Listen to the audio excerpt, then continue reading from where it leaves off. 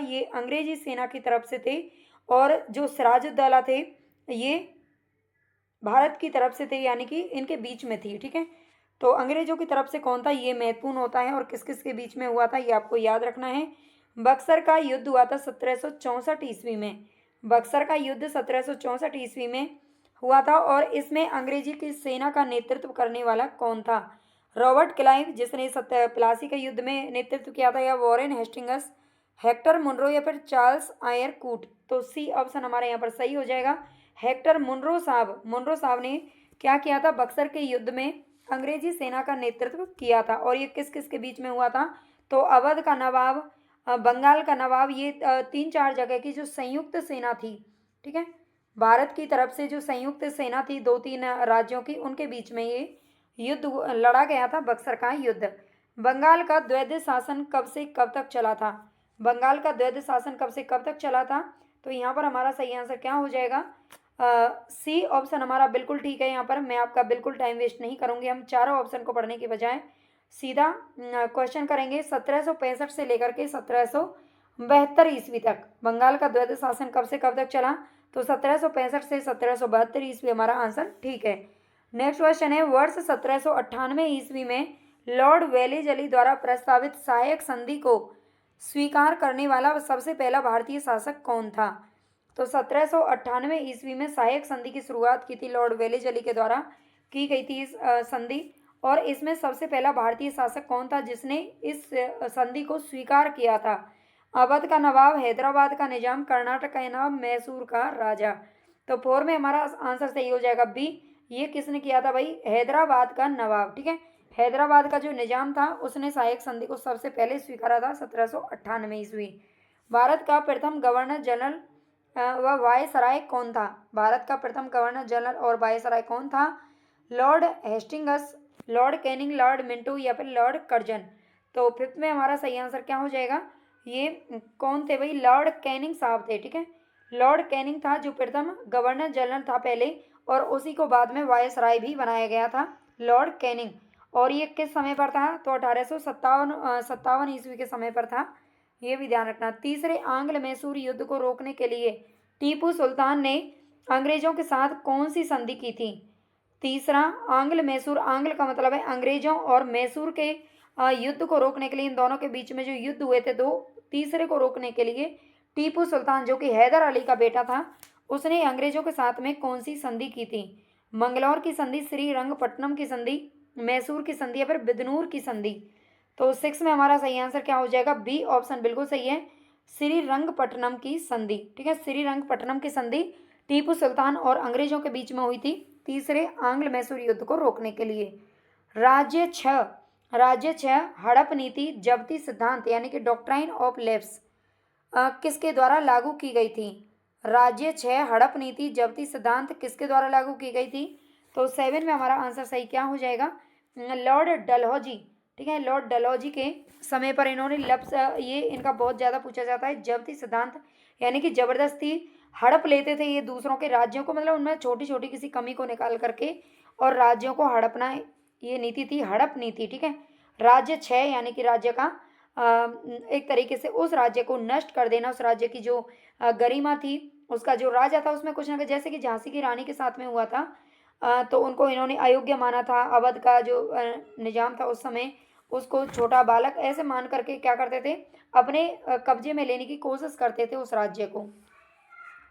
आगे, किस सिख गुरु ने फारसी में जफरनामा लिखा था? तो कौन से सिख गुरु थे? आप जानते हैं सिखों में 10 गुरु हुए हैं। ठीक है, 10 गुरु हुए हैं, जिनमें सबसे पहले जो गुरु थे वो नानक देव थे, और सबसे 10वें नंबर के जो गुरु थे वो गुरु गोविंद सिंह जी थे। लेकिन कौन से सिख गुरु थे जिन्होंने फारसी में जफरनामा लिखा था? तो 8 में हमारा करेक्ट आंसर हो जाएगा भाई गुरु गोविंद सिंह, जो कि 10वें नंबर के थे। गुरु गोविंद सिंह 10वें नंबर के गुरु थे और इन्होंने जफरनामा लिखा था फारसी भाषा में। नेक्स्ट है, भारत में डाक व्यवस्था शुरू करने वाला ब्रिटिश गवर्नर जनरल कौन था? डाक व्यवस्था किसके द्वारा शुरू किया गया था? आप बताना मुझे कमेंट में कि आपको क्लास कैसी लगी है, ताकि आगे की क्लास है जो आपको इसी हिसाब से बनाई जाए। तो करेक्ट आंसर हमारे यहाँ पर कौन सा हो जाएगा? डाक व्यवस्था शुरू करने वाले हैं लॉर्ड डलहौजी साहब। ठीक है, डलहौजी के द्वारा डाक व्यवस्था शुरू की गई थी। ड से डलहौजी और ड से डाक व्यवस्था, बहुत ईजी है। किस सिख गुरु ने गुरु नानक की जीवनी लिखी थी? गुरु नानक फर्स्ट नंबर के गुरु थे और इनकी जीवनी किसके द्वारा लिखी गई है? गुरु अंगद देव, अमरदास, रामदास या फिर अर्जुन देव। तो 10 में हमारा सही आंसर क्या हो जाएगा भाई? किसने लिखी थी इनकी जीवनी? तो गुरु अर्जुन देव ने लिखी थी। ठीक है, गुरु अर्जुन देव ने लिखी थी और अर्जुन देव जो थे 5वें नंबर के गुरु थे। ठीक है, 5वें नंबर के गुरु थे। आगे, सिखों के सैन्य संप्रदाय खालसा पंथ का प्रवर्तन किसने किया था? सिखों के जो सैन्य संप्रदाय है खालसा पंथ, इसका प्रवर्तन करने वाले कौन है? हरराम, हरकिशन, गुरु गोविंद सिंह या फिर तेग बहादुर। तो 11 में हमारा सही आंसर क्या हो जाएगा? गुरु गोविंद सिंह। ठीक है, खालसा पंथ की जो स्थापना है वो किसने की थी? तो एक गोविंद सिंह ने की थी, जो कि 10वें नंबर के गुरु हैं। 1757 ईस्वी में सिराजुद्दौला किसके द्वारा पराजित किया गया था? तो 1757 में जो युद्ध हुआ था पहला सिराजुद्दौला और लॉर्ड रॉबर्ट क्लाइव के बीच में हुआ था। तो क्लाइव के द्वारा इनको पराजित कर दिया गया था। आगे, सोगौली की संधि 1816 ईस्वी में किन के बीच में संपन्न हुई थी? सोगौली की संधि किस किस के बीच में हुई थी? ईस्ट इंडिया कंपनी और Nepal, east India company, Mithila, Awadh या फिर नेपाल। तो यहाँ पर हमारा सही आंसर हो जाएगा ए, ईस्ट इंडिया कंपनी और नेपाल के बीच में संधि हुई थी, सोगौली की संधि, जो कि 1816 ईस्वी में हुई थी। इनका समय याद रख लेना। नेक्स्ट है, टीपू सुल्तान की मृत्यु 1799 ईस्वी में कहाँ पर हुई थी? टीपू सुल्तान की मृत्यु कहाँ पर हुई थी? मैसूर, कुर्ग, श्रीरंगपट्टनम या फिर वांडीवास में। तो यहाँ पर हमारा सही आंसर हो जाएगा श्रीरंगपट्टनम में। श्रीरंगपट्टनम की संधि इन्होंने की थी अंग्रेजों के साथ में तीसरे आंग्ल मैसूर युद्ध को रोकने के लिए। हड़प नीति के अंतर्गत कौन से भारतीय राज्य कब्जे में लिए गए थे? हड़प नीति आप जानते हैं डलहौजी के द्वारा शुरू की गई थी, अभी हमने पढ़ा है। ठीक है, फिर याद दिला देती हूँ। डलहौजी के द्वारा हड़प नीति शुरू की गई थी और इसके अनुसार इन्होंने कौन कौन से राज्य अपने कब्जे में ले लिए थे? तो 15 में हमारा सही आंसर क्या हो जाएगा? झांसी, नागपुर और सतारा। ठीक है, झांसी, नागपुर और सतारा। मैंने अभी आपको बताया था झांसी के जब वो राजा यहाँ के जो थे उनकी जब मृत्यु हो गई थी, है ना, उनकी मृत्यु हो गई थी, तब इन्होंने झांसी को अपने कब्जे में लेने की कोशिश की थी। लेकिन जो झांसी की रानी लक्ष्मीबाई है उसने कहीं ना कहीं बचाने की कोशिश की थी, लेकिन बाद में वो हार गई। ठगी प्रथा के उन्मूलन से संबद्ध गवर्नर जनरल कौन थे? ठगी प्रथा की समाप्ति करने वाले कौन है? तो यहाँ पर हमारा सही आंसर क्या होगा? कॉर्नवालिस, बेंटिक, डलहौजी या फिर रिपन। तो बी ऑप्शन सही हो जाएगा, विलियम बेंटिक। ठीक है, ये विलियम बेंटिक हैं जिन्होंने ठगी प्रथा की समाप्ति की थी और इन्होंने ही सती प्रथा को भी समाप्त किया था 1829 ईस्वी में। नेक्स्ट है वोडियार। वोडियार नाम जो है ये कहाँ के शासक थे? वोडियार मैसूर रियासत, त्रावणकोर, विजयनगर या फिर इनमें से कोई भी नहीं। तो ये कहाँ के शासक थे भाई? मैसूर रियासत के शासक थे। ठीक है, मैसूर रियासत के शासक थे वोडियार। नेक्स्ट है, टीपू सुल्तान की राजधानी कहाँ पर थी? टीपू सुल्तान की राजधानी कौन सी थी? तो यहाँ पर हमारा सही आंसर क्या हो जाएगा? टीपू सुल्तान की राजधानी कौन सी थी? श्रीरंगपट्टनम, मैसूर, बेंगलोर या फिर भाग्यनगर। तो यहाँ पर हमारा करेक्ट आंसर क्या हो जाएगा? श्रीरंगपट्टनम है ना, जहाँ पर इनकी मृत्यु हुई थी और जिसके इन्होंने संधि की थी, जिसको लेकर के श्रीरंगपट्टनम। ठीक है, ये टीपू सुल्तान ने राजधानी बना रखी थी। क्लाइव को बंगाल का गवर्नर जनरल कब बनाया गया था? लॉर्ड क्लाइव को बंगाल का रॉबर्ट क्लाइव को, ठीक है, लॉर्ड हम इनको क्यों कहें, रॉबर्ट क्लाइव को बंगाल का गवर्नर कब बनाया गया? 1756, 57, 58 या फिर 59। तो 1757 में आप जानते हैं इन्होंने प्लासी का युद्ध लड़ा था और ये इसी समय 1757 में ही इनको बंगाल का गवर्नर जनरल भी बनाया गया था। ठीक है, 1757 ईस्वी। भारत का प्रथम गवर्नर जनरल कौन था? Warren Hastings, Cornwallis, William Bentinck या फिर लॉर्ड कैनिंग। प्रथम गवर्नर जनरल किसको बनाया गया था? तो यहाँ पर हमारा सही आंसर क्या हो जाएगा? प्रथम गवर्नर जनरल थे विलियम बेंटिक। ठीक है, विलियम बेंटिक को बनाया गया था। आगे हमारा क्वेश्चन है, द्वैध शासन नीति को किसने समाप्त किया था? द्वैध शासन नीति को समाप्त करने वाले कौन थे? तो यहाँ पर हमारा करेक्ट आंसर क्या है? द्वैध शासन नीति को खत्म करने वाले थे वॉरेन हेस्टिंग्स। ठीक है, वॉरेन हेस्टिंग्स थे और वॉरेन हेस्टिंग्स कहाँ थे? सबसे पहले बंगाल के गवर्नर इनको बनाया गया था। ठीक है, बंगाल का और फिर पूरे भारत का बना दिया गया था बाद में। आगे, अंग्रेजों का सर्वाधिक विरोध किसने किया था? राजपूतों, मुगलों, सिखों या फिर मराठों ने? तो ये मराठों ने सबसे ज़्यादा विरोध किया था अंग्रेजों का।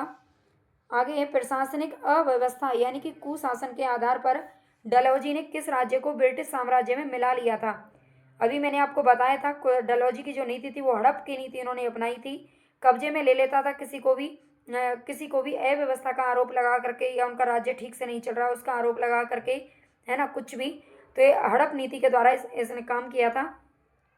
तो प्रशासनिक अव्यवस्था का आरोप लगा दिया और अपने कब्जे में कर लिया।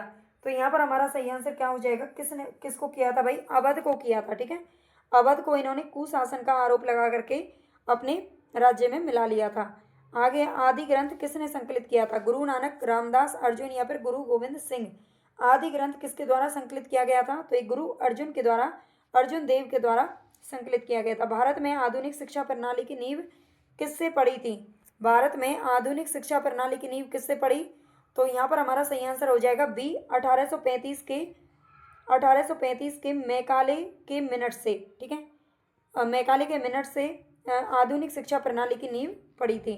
आगे, भारत में निम्न वायसरायों में से किसके काल में इंडियन पीनल कोड, सिक्की प्रोसीजर कोड और क्रिमिनल प्रोसीजर कोड पारित किए गए थे। तो ये सारे जो कोड हैं वो किसके कब पारित किए गए थे, तो 26 में हमारा सही आंसर क्या हो जाएगा, लॉर्ड कैनिंग। ठीक है, ये लॉर्ड कैनिंग के समय में, इनके काल में, लॉर्ड कैनिंग के काल में ये सारे जो कोड हैं, अब देख लेना, इंडियन पीनल कोड, सिक्की प्रोसीजर कोड और क्रिमिनल प्रोसीजर कोड। ठीक है, ये पारित किए गए थे। निम्नलिखित में से ब्रिटिश सरकार का वह गवर्नर जनरल कौन था जिसने भारत में डाक टिकट शुरू किए थे। तो डाक व्यवस्था की जो शुरुआत है वो डलहौजी के टाइम पर हुई थी। ठीक है, और यहाँ पर आपसे पूछ रहा है कि डाक टिकट किसने शुरू किए थे, तो जिसने डाक व्यवस्था को शुरू किया था लॉर्ड डलहौजी, हमारा आंसर सही हो जाएगा। नेक्स्ट है, सती प्रथा का अंत करने तथा ठगी को समाप्त करने का श्रेय किसको जाता है, तो भाई किसको जाता है, ये अभी हमने देखा है लॉर्ड विलियम बेंटिक को जाता है। लॉर्ड विलियम बेंटिक ने ठगी प्रथा और सती प्रथा को समाप्त किया था। देखो, इन्हीं के कहने पर किया गया था। वैसे राजा राम मोहन राय का बहुत बड़ा श्रेय जाता है उनको कि उन्होंने सती प्रथा का अंत करवाया था, लेकिन वो खुद से नहीं कर सकते थे, है ना, उनकी कौन मानता, सरकार जब तक डंडे ना उठा ले तब तक कोई कुछ करता कहाँ है ना। तो उनके कहने पर इन्होंने करवाया था, तो नाम इनका आता है। ठीक है, और नेक्स्ट हमारा क्वेश्चन, निम्नलिखित में से अवध के स्वायत्त राज्य का संस्थापक कौन था, बताइए, निम्नलिखित में से अवध के स्वायत्त राज्य का संस्थापक कौन था, शुजाउद्दौला, सादत खान, बुरहान उल मुल्क, सफदरजंग या फिर शेर खान। तो 39 में हमारा सही आंसर हो जाएगा, 29 में बी हो जाएगा, सादत खान बुरहान उल मुल्क, ये स्वायत्त राज्य का संस्थापक बनाया था। नेक्स्ट है, निम्नलिखित में से किसने मीर कासिम तथा शुजाउद्दौला के साथ मिलकर अंग्रेजी ईस्ट इंडिया कंपनी पर युद्ध घोषित कर दिया और वे बाद में बक्सर के युद्ध में अंग्रेजों से पराजित भी हो गए थे। तो बक्सर के युद्ध में अंग्रेजों से पराजित कौन हुआ था, अभी हमने देखा है बक्सर का जो युद्ध है ये 1764 ईस्वी में हुआ था और अंग्रेजों की तरफ से जो लड़ा था उसका नाम था हेक्टर मुनरो, है ना। और इसने कौन इसमें पराजित हुआ था, शुजाउद्दौला के साथ में मिलकर अंग्रेजी ईस्ट इंडिया पर उन्होंने युद्ध घोषित तो कर दिया। शुजाउद्दौला तो इसमें था ही, है ना, वो सिराजुद्दौला था जो प्लासी के युद्ध में हारे थे, ये शुजाउद्दौला है। ठीक है, और शाह आलम द्वितीय इनके साथ में कौन थे, तो शाह आलम द्वितीय, अभी मैंने आपको बताया था कि इसमें संयुक्त सेना ने अंग्रेजों का सामना करने की कोशिश की थी। ठीक है, नेक्स्ट है, ईस्ट इंडिया कंपनी और बंगाल के नवाब के बीच जब प्लासी का युद्ध हुआ उस समय मुगल सम्राट कौन थे, तो उस समय पर मुगल सम्राट कौन थे, ईस्ट इंडिया कंपनी और जब बंगाल के नवाब के बीच में प्लासी का युद्ध हुआ था उस समय मुगल के सम्राट कौन थे। तो यहाँ पर हमारा सही आंसर क्या हो जाएगा, अजीजुद्दीन आलमगीर द्वितीय। ठीक है, बी ऑप्शन हमारा सही है, अजीजुद्दीन आलमगीर द्वितीय उस समय मुगल के सम्राट थे। ईस्ट इंडिया कंपनी के नेतृत्व में रॉबर्ट क्लाइव का उत्तराधिकारी निम्नलिखित में से कौन था, तो Robert Clive east India company के नेतृत्व में, अगर रॉबर्ट क्लाइव हार जाते, रॉबर्ट क्लाइव के का उत्तराधिकारी उस समय किसको बनाया गया था, तो 32 में हमारा सही आंसर हो जाएगा हेस्टिंगस को बनाया गया था। ठीक है, हेस्टिंगस, वॉरेन हेस्टिंगस जिनका पूरा नाम है। आगे, काल कोठरी यानी कि ब्लैक होल की एक घटना हुई थी जिसमें 146 में से 123 लोग एक छोटी कोठरी में बंद कर दिए जाने के कारण मारे गए थे, है ना, मर गए थे। ये कहाँ पर घटी थी, मुर्शिदाबाद, ढाका, मुंगेर या फिर कलकत्ता। तो आप देख लीजिए कितनी, मतलब सोच के भी बहुत डर लगता है इन चीज़ों को, है ना, लेकिन ये कहाँ पर ये घटना घटी थी, तो करेक्ट आंसर हमारा हो जाएगा भाई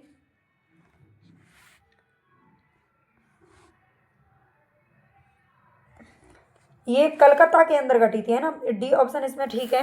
146 ब्लैक होल की जो घटना है ये कलकत्ता के अंदर घटी थी। आगे क्वेश्चन है, प्लासी के युद्ध के बाद भारत के लिए शाश्वत दुख की काली रात का आरंभ हुआ, ये किस बांग्ला कवि का कथन है? प्लासी के युद्ध के बाद भारत के लिए शाश्वत दुख की काली रात का उदय हुआ था, तो ये किस बांग्ला कवि का कथन है? राइट आंसर हमारा हो जाएगा ए, नवीन चंद्र सेन। नवीन चंद्र सेन ने ऐसा कहा था। किस इतिहासकार ने 1765 ईस्वी से 1772 ईस्वी तक कंपनी के राज्य को, यानी कि जो द्वैध शासन था, ये वैध नहीं है, द्वैध है, द्वैध शासन के काल को डाकुओं का राज्य की संज्ञा दी है। तो डाकुओं के राज्य की, द्वैध शासन का जो काल था उसको डाकुओं के राज्य की संज्ञा किसने दी है?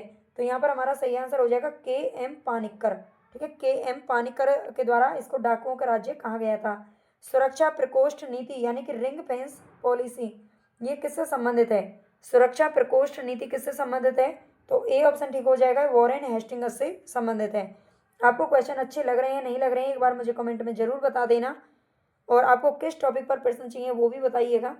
ठीक है, और नए हो तो प्लीज़ चैनल को सब्सक्राइब जरूर कर लेना, और अभी तक लाइक नहीं किया तो लाइक भी कर देना, क्योंकि बहुत ही मेहनत लगती है क्लास तैयार करने में, है ना। सारा काम धाम छोड़ के हम आपके लिए क्लास तैयार करते हैं, तो प्लीज़ कर देना जरूर, और शेयर भी करना।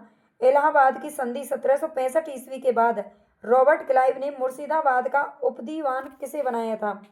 इलाहाबाद की संधि हुई थी 1765 ईस्वी में, ये ध्यान रखना, और इसके बाद में रॉबर्ट क्लाइव ने मुर्शिदाबाद का उपदीवान किसे बनाया था? तो यहाँ पर हमारा सही आंसर हो जाएगा मोहम्मद रजा खान को। ठीक है, मोहम्मद रजा खान को बनाया था। नेक्स्ट है, निम्नलिखित में से किस भारतीय को रॉबर्ट क्लाइव ने बिहार का नायब दीवान नियुक्त किया था? बिहार का नायब दीवान किसे नियुक्त किया था रॉबर्ट क्लाइव ने? अमी चंद, मानक चंद, राय दुर्लभ या फिर राजा शताब राय? तो यहाँ पर हमारा आंसर डी ही सही हो जाएगा, राजा शताब राय को किया गया था। आगे, रंजीत सिंह ने सुप्रसिद्ध कोहिनूर हीरा कहाँ से प्राप्त किया था? तो 39 में हमारा सही आंसर हो जाएगा शाह शुजा से। ठीक है, रंजीत सिंह ने सुप्रसिद्ध जो कोहिनूर हीरा है ये शाह शुजा से प्राप्त किया था, जिसे बाद में अंग्रेज ले गए थे, है ना। ब्रिटिश जनरल जिसने हैदर अली को पोर्टो नोवा के युद्ध में हराया था वो कौन था? वो ब्रिटिश जनरल कौन था जिसने हैदर अली को पोर्टो नोवा के युद्ध में हराया था? Captain Popham, sir Eyre Coote, Hector Munro या फिर जनरल गोडार्ड? तो यहाँ पर हमारा 40 में सही आंसर हो जाएगा आयरकूट। ठीक है, आयरकूट और हैदर अली के बीच में ये लड़ाई हुई थी, जिसमें पोर्टो नोवा का युद्ध जो हुआ था। ठीक है, हैदर अली इसमें हार गए थे, जो कि टीपू सुल्तान के पिता थे। महाराजा रंजीत सिंह के उत्तराधिकारी कौन थे? महाराजा रंजीत सिंह के उत्तराधिकारी कौन थे? तो यहाँ पर हमारा सही आंसर क्या होगा भाई? खड़क सिंह। ठीक है, बी ऑप्शन सही हो जाएगा, खड़क सिंह थे। नेक्स्ट हमारा क्वेश्चन, निम्नलिखित में से कौन सम्मिलित नहीं है? लॉर्ड कॉर्नवालिस क्या स्थायी बंदोबस्त से संबंधित नहीं है? लॉर्ड वेलेजली, सहायक संधि प्रणाली, हेस्टिंग्स, द्वितीय आंग्ल मराठा युद्ध इन्होंने लड़ा था क्या? लॉर्ड वेंटिक का 1829 का 17वां रेगुलेशन? तो यहाँ पर हमारा आंसर सी सही हो जाएगा, लॉर्ड हेस्टिंग्स द्वितीय आंग्ल मराठा युद्ध से संबंधित नहीं है। ठीक है, बाकी सभी इसमें याद रखना। कॉर्नवालिस स्थायी बंदोबस्त के लिए जाने जाते हैं, वेलेजली सहायक संधि के लिए जाने जाते हैं, बेंटिक 1829 का 17वां रेगुलेशन के द्वारा जाने जाते हैं, सती प्रथा को अंत करने के लिए जाने जाते हैं, हड़प नीति के लिए डलहौजी को जाना जाता है। इनके अलग अलग जो इन्होंने नीति अपनाई है उनको याद रखना है आपको। किस सिख गुरु ने विद्रोही राजकुमार खुसरो की सहायता धन एवं आशीर्वाद से की थी? कौन से सिख गुरु थे जिन्होंने विद्रोही राजकुमार खुसरो की सहायता, खुसरो कौन थे? तो खुसरो जो थे शायद औरंगजेब का भाई वगैरह था ये, है ना। तो इसकी सहायता धन एवं आशीर्वाद दे करके किसने की थी? तो भाई था या बेटा था, एक बार इसको देख लेना। राइट आंसर हमारा 43 में क्या हो जाएगा? गुरु अर्जुन देव। ठीक है, अर्जुन देव ने खुसरो की सहायता की थी धन और आशीर्वाद दे करके। नेक्स्ट हमारा क्वेश्चन है, सबसे अधिक निर्णायक युद्ध जिसने अंग्रेजों के भारत में प्रभुत्व को संस्थापित कर दिया था, सबसे अधिक निर्णायक युद्ध कौन सा था? तो यहाँ पर हमारा सही आंसर हो जाएगा कौन सा? बक्सर का युद्ध, जो कि 1864 ईस्वी में लड़ा गया था। बक्सर का युद्ध, ये ध्यान रखना, 1764 ईस्वी में लड़ा गया था। ठीक है, 1864 का 1857 में तो हमारी पहली लड़ाई भी हो चुकी थी, है ना, स्वतंत्रता संग्राम भी हो चुका था। 1 नवंबर 1858 को महारानी विक्टोरिया का घोषणा पत्र इलाहाबाद में किसने पढ़ करके सुनाया था? जब 1857 की लड़ाई हुई थी तो उसके बाद में महारानी विक्टोरिया एक घोषणा पत्र लेकर के आई थी।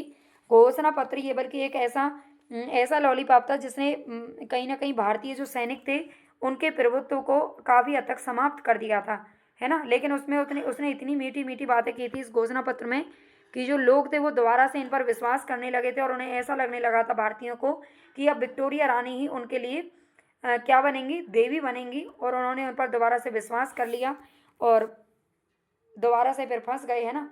और फिर बस लगे रहे 100 साल तक, 200 साल तक। 1 नवंबर 1858 को ये पत्र इन्होंने निकाला था, है ना। 1857 में तो लड़ाई हुई थी और इस लड़ाई को समाप्त करने के लिए और लोगों को अपने विश्वास में लेने के लिए इन्होंने एक घोषणा पत्र लेके आई थी। और इलाहाबाद में इसे पढ़ करके किसने सुनाया था? तो 45 में हमारा सही आंसर क्या हो जाएगा भाई? किसने सुनाया था? लॉर्ड कैनिंग्स ने सुनाया था, है ना। उस समय का जो गवर्नर जनरल था ये लॉर्ड कैनिंग ही था 1857 में, और 1858 में यही था। रंजीत सिंह किस मिसल से संबंधित थे? जो रंजीत सिंह थे ये किस मिसल से संबंधित थे? तो राइट आंसर हमारा हो जाएगा ए, सुकर चकिया। ठीक है, सुकर चकिया नामक जो मिसाल है उससे संबंधित थे। तथा कथित कुशासन के आधार पर किस गवर्नर जनरल ने मैसूर राज्य के प्रशासन को अपने अधिकार में ले लिया था? तो यहाँ पर हमारा सही आंसर हो जाएगा लॉर्ड विलियम बेंटिक। ठीक है, विलियम बेंटिक ने मैसूर राज्य के प्रशासन को अपने हाथों में ले लिया था, ये ध्यान रखना, कुशासन का आरोप लगा करके। और अवध पर कुशासन का जो आरोप लगाया था वो डलहौजी ने लगाया था। आगे, किसने अपनी राजधानी मुर्शिदाबाद से मुंगेर स्थापित की थी? मुर्शिदाबाद से मुंगेर किसने स्थापित की थी? अली वर्दी खान, सिराजुद्दौला, मीर जाफर या फिर मीर कासिम? तो यहाँ पर हमारा सही आंसर हो जाएगा मीर कासिम। ठीक है, मीर कासिम ने मुर्शिदाबाद से मुंगेर अपनी राजधानी है जो स्थानांतरित की थी। किसकी समाधि के कारण नंदेर गुरुद्वारा सिखों द्वारा पवित्र माना जाता है? तो यहाँ पर किसकी समाधि बनी हुई है जिसके द्वारा इसे नंदेर गुरुद्वारे को सिखों के द्वारा पवित्र माना जाता है? तो गुरु गोविंद सिंह की समाधि के कारण इसको माना जाता है। बक्सर का युद्ध हुआ था 1764 ईस्वी में। इस समय दिल्ली का शासक कौन था? औरंगजेब, शाह आलम फर्स्ट या शाह आलम द्वितीय, बहादुर शाह जफर? तो यहाँ पर हमारा आंसर हो जाएगा डी, सही हो जाएगा, शाह आलम द्वितीय। ठीक है, शाह आलम द्वितीय ने भी इस युद्ध में भाग लिया था, ये ध्यान रखना। टीपू सुल्तान अंग्रेजों के साथ युद्ध में कब मारे गए थे? तो श्रीरंगपट्टनम में इनकी मृत्यु हुई थी 1799 ईस्वी में। नेक्स्ट, किसके शासनकाल में ब्लैक होल जो कि कलकत्ता में दुर्घटना घटित हुई थी, है ना, अभी इसके बारे में हमने पढ़ा है, ये किसके समय शासनकाल में हुई थी? तो 52 में हमारा सही आंसर क्या हो जाएगा? सिराजुद्दौला के शासनकाल में। ठीक है, सिराजुद्दौला आंसर सही होगा। नेक्स्ट है, सिखों के अंतिम गुरु कौन थे? तो सिखों के अंतिम गुरु भाई कौन थे? गुरु गोविंद सिंह थे जो कि 10वें नंबर के गुरु थे। नेक्स्ट है, निम्नलिखित में से कौन सा युद्ध था जिसने भारत में ब्रिटिश प्रभुत्व को प्रारंभ किया था? ब्रिटिश प्रभुत्व को प्रारंभ कर दिया था, तो ये था प्लासी का युद्ध। प्लासी के युद्ध के बाद जो अंग्रेज थे उनका जो हौसला है वो बुलंद हो गया था, है ना। डिंडीगुल नाम किसका है? डिंडीगुल नाम किसका है? केरल में एक पक्षी विहार का, तमिलनाडु में एक नगर का, हाँ बिल्कुल बी ऑप्शन सही है, तमिलनाडु में एक नगर का नाम है डिंडीगुल। आगे, बंगाल के किस गवर्नर के समय में सरकारी खजाना मुर्शिदाबाद से कलकत्ता स्थानांतरित किया गया था? तो मुर्शिदाबाद से कलकत्ता कौन लेकर के आए थे? तो 56 में हमारा सही आंसर क्या हो जाएगा? Warren Hastings. ठीक है, वॉरेन हेस्टिंगस ने मुर्शिदाबाद से कलकत्ता लेके गए थे सरकारी खजाने को। आगे, किस अधिनियम के तहत वॉरेन हेस्टिंगस बंगाल के प्रथम गवर्नर जनरल बनाए गए थे? तो किस अधिनियम के तहत बनाया गया था इनको? 57 में हमारा सही आंसर क्या होगा? 1773 का रेगुलेटिंग एक्ट। ठीक है, इसके तहत बनाया गया था और इसके बाद में फिर बनते ही चले गए थे। पहला गवर्नर जनरल था। किसके समय में कलकत्ता में प्रथम न्यायालय की स्थापना की गई थी? कलकत्ता में प्रथम न्यायालय की स्थापना किसके समय में की गई थी? तो यहाँ पर हमारा सही आंसर क्या हो जाएगा? वॉरेन हेस्टिंगस के समय पर ही की गई थी। आगे है, बंगाल के किस गवर्नर जनरल के काल में पिट्स इंडिया एक्ट जो कि 1784 ईस्वी में आया था, ये कब पारित, किसके समय में पारित किया गया था? तो यहाँ पर हमारा सही आंसर क्या हो जाएगा? Warren Hastings. ठीक है, वॉरेन हेस्टिंगस के समय पर ही पिट्स इंडिया एक्ट की को पारित किया गया था। निम्नलिखित भारतीय शासकों में से कौन था जिसने विदेशों में आधुनिक पद्धति से दूतावास स्थापित किए थे? तो ये दूतावास स्थापित करने वाले कौन है? हैदर अली, मीर कासिम, शाह आलम द्वितीय या फिर टीपू सुल्तान? तो यहाँ पर हमारा सही आंसर क्या हो जाएगा? टीपू सुल्तान के समय पर किए गए थे। ठीक है, टीपू सुल्तान हमारा ऑप्शन सही होगा।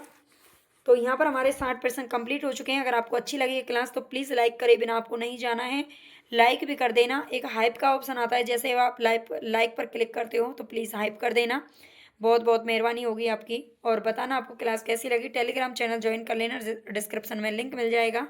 हिंदी साहित्य के नोट्स अगर आपको चाहिए, बहुत ही बेहतरीन नोट्स हैं, तो आप मुझे संपर्क कर सकते हैं, कमेंट में बता सकते हैं। आपको घर तक पहुंचा दिए जाएंगे। ओके, धन्यवाद, गुड बाय, टेक केयर। और बक्सर के युद्ध की बात करें तो ये 1764 ईस्वी में हुआ था। ठीक है, तो ये क्या कह रहा है कि भारत में जो अंग्रेजों की लूट थी वो किस घटना के बाद में शुरू हो गई थी। तो प्लासी के युद्ध के बाद ए ऑप्शन हमारे यहाँ पर बिल्कुल सही हो जाएगा। 1757 के बाद जो अंग्रेजों का जो उनका मेन मकसद था इस भारत को लूटना, वो शुरू हो चुका था। आगे, ब्रिटिश काल में भारत में निम्नलिखित में से किस भू राजस्व व्यवस्था को नहीं अपनाया गया था। तो ब्रिटिश काल में भारत में किस भू राजस्व व्यवस्था को नहीं अपनाया गया। स्थायी बंदोबस्त, रैयतवाड़ी व्यवस्था, महलवाड़ी व्यवस्था या फिर दहशाला व्यवस्था। तो ये तीनों नाम तो आपने जरूर सुन रखे होंगे। स्थायी बंदोबस्त, रैयत, इनको हम आगे पढ़ेंगे भी, लेकिन दहशाला व्यवस्था जैसी कोई व्यवस्था यहाँ पर नहीं अपनाई गई थी। आगे है, भारत में प्रथम रेल लाइन निम्नलिखित में से किसने बिछवाई थी। तो भारत में प्रथम रेल लाइन किसके द्वारा बिछाई गई थी। तो करेक्ट आंसर हमारे यहाँ पर क्या हो जाएगा भाई, लॉर्ड डलहौजी के द्वारा बिछाई गई। ठीक है, लॉर्ड डलहौजी के द्वारा प्रथम रेल लाइन बिछाई गई थी। भारत से ब्रिटेन की ओर संपत्ति के अपवहन यानी कि ड्रेन ऑफ वेल्थ का सिद्धांत किसने प्रतिपादित किया था। भारत से ब्रिटेन की ओर संपत्ति के अपवहन का सिद्धांत किसने प्रतिपादित किया था।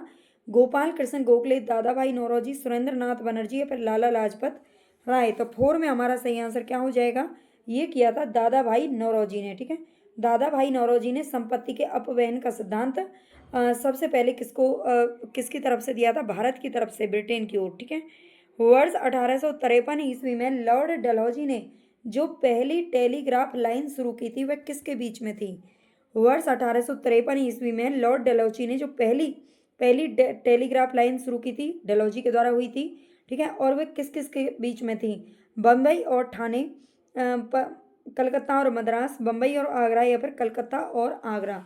तो यहाँ पर हमारा सही आंसर हो जाएगा कलकत्ता और आगरा। ठीक है, कलकत्ता और आगरा हमारा आंसर सही हो जाएगा। जो टेलीग्राफ लाइन थी वो कलकत्ता से आगरा के बीच में बिछाई गई थी। और अगर हम बात करें बम्बई और थाने, तो ये जो पहली रेल लाइन थी ये यहाँ पर पहली रेल है जो बम्बई और थाने के बीच में चली थी। आगे है, भारत में ब्रिटिश भू राजस्व प्रणाली का निम्नलिखित में से किसने अधिक लाभ प्राप्त किया है। भारत में ब्रिटिश भू राजस्व प्रणाली का निम्नलिखित में से किसने अधिक लाभ प्राप्त किया, बटाईदार, किसान, जमींदार या फिर कृषि मजदूर। तो 6 में हमारा सही आंसर क्या हो जाएगा, दादा भाई नौरो, एक मिनट, अच्छा 6 में सॉरी, यहाँ पर हमारा करेक्ट आंसर हो जाएगा बटाईदार, किसान, जमींदार या फिर हाँ जमींदारों के द्वारा। ठीक है, भारत में ब्रिटिश भू राजस्व प्रणाली का निम्नलिखित में से किसने अधिक लाभ प्राप्त किया था, तो वो जमींदारों ने किया था। ठीक है, जमींदार, जो बड़े बड़े जमींदार होते हैं जिनकी ज़्यादा जमीन होती है जिनके पास। भारत में सबसे पहला सूती वस्त्र मिल किस शहर में स्थापित किया गया था। तो सबसे पहला सूती वस्त्र मिल कहाँ पर स्थापित किया गया था, ये बम्बई के अंदर किया गया था। ठीक है, बम्बई के अंदर किया गया था, ये ध्यान रखना, सूरत इसमें नहीं आएगा। बम्बई हमारा बिल्कुल सही आंसर है, जो पहला सूती वस्त्र मिल था। आगे, अंग्रेजों द्वारा बनाई गई भू राजस्व व्यवस्था की निम्न प्रणालियों में से कौन सी कृषकों के हितों को अधिक सुरक्षा प्रदान करती थी। निम्न इन प्रणालियों में से कौन सी भू व्यवस्था थी जो कि कृषकों के हितों को ध्यान में रख करके ज़्यादा अच्छी थी, है ना। बंगाल प्रांत की स्थायी भू व्यवस्था, मद्रास प्रांत की रैयतवाड़ी, थोड़ा ध्यान से पढ़ लेना, बंगाल की स्थायी भू व्यवस्था, मद्रास की रैयतवाड़ी, मध्यवर्ती प्रांत की जमींदारी भू व्यवस्था या फिर संयुक्त प्रांत की मालगुजारी भू व्यवस्था। तो 8 में हमारा सही आंसर क्या हो जाएगा, बी बिल्कुल सही हो जाएगा। मद्रास की जो रैयतवाड़ी भू व्यवस्था थी ये कृषकों के हितों को अधिक ध्यान में रखती थी। आगे, रैयतवाड़ी व्यवस्था कब लागू की गई थी, तो इसी से संबंधित क्वेश्चन है। राइट आंसर हमारा हो जाएगा यहाँ पर, करेक्ट आंसर क्या है, रैयतवाड़ी व्यवस्था कब लागू की गई थी, तो सही है 1820 ईस्वी में लागू की गई थी। ठीक है, 1820 ऑप्शन हमारा सही हो जाएगा। आगे यहाँ पर पहली बार औपचारिक रूप से महलवाड़ी प्रथा कब लागू की गई थी।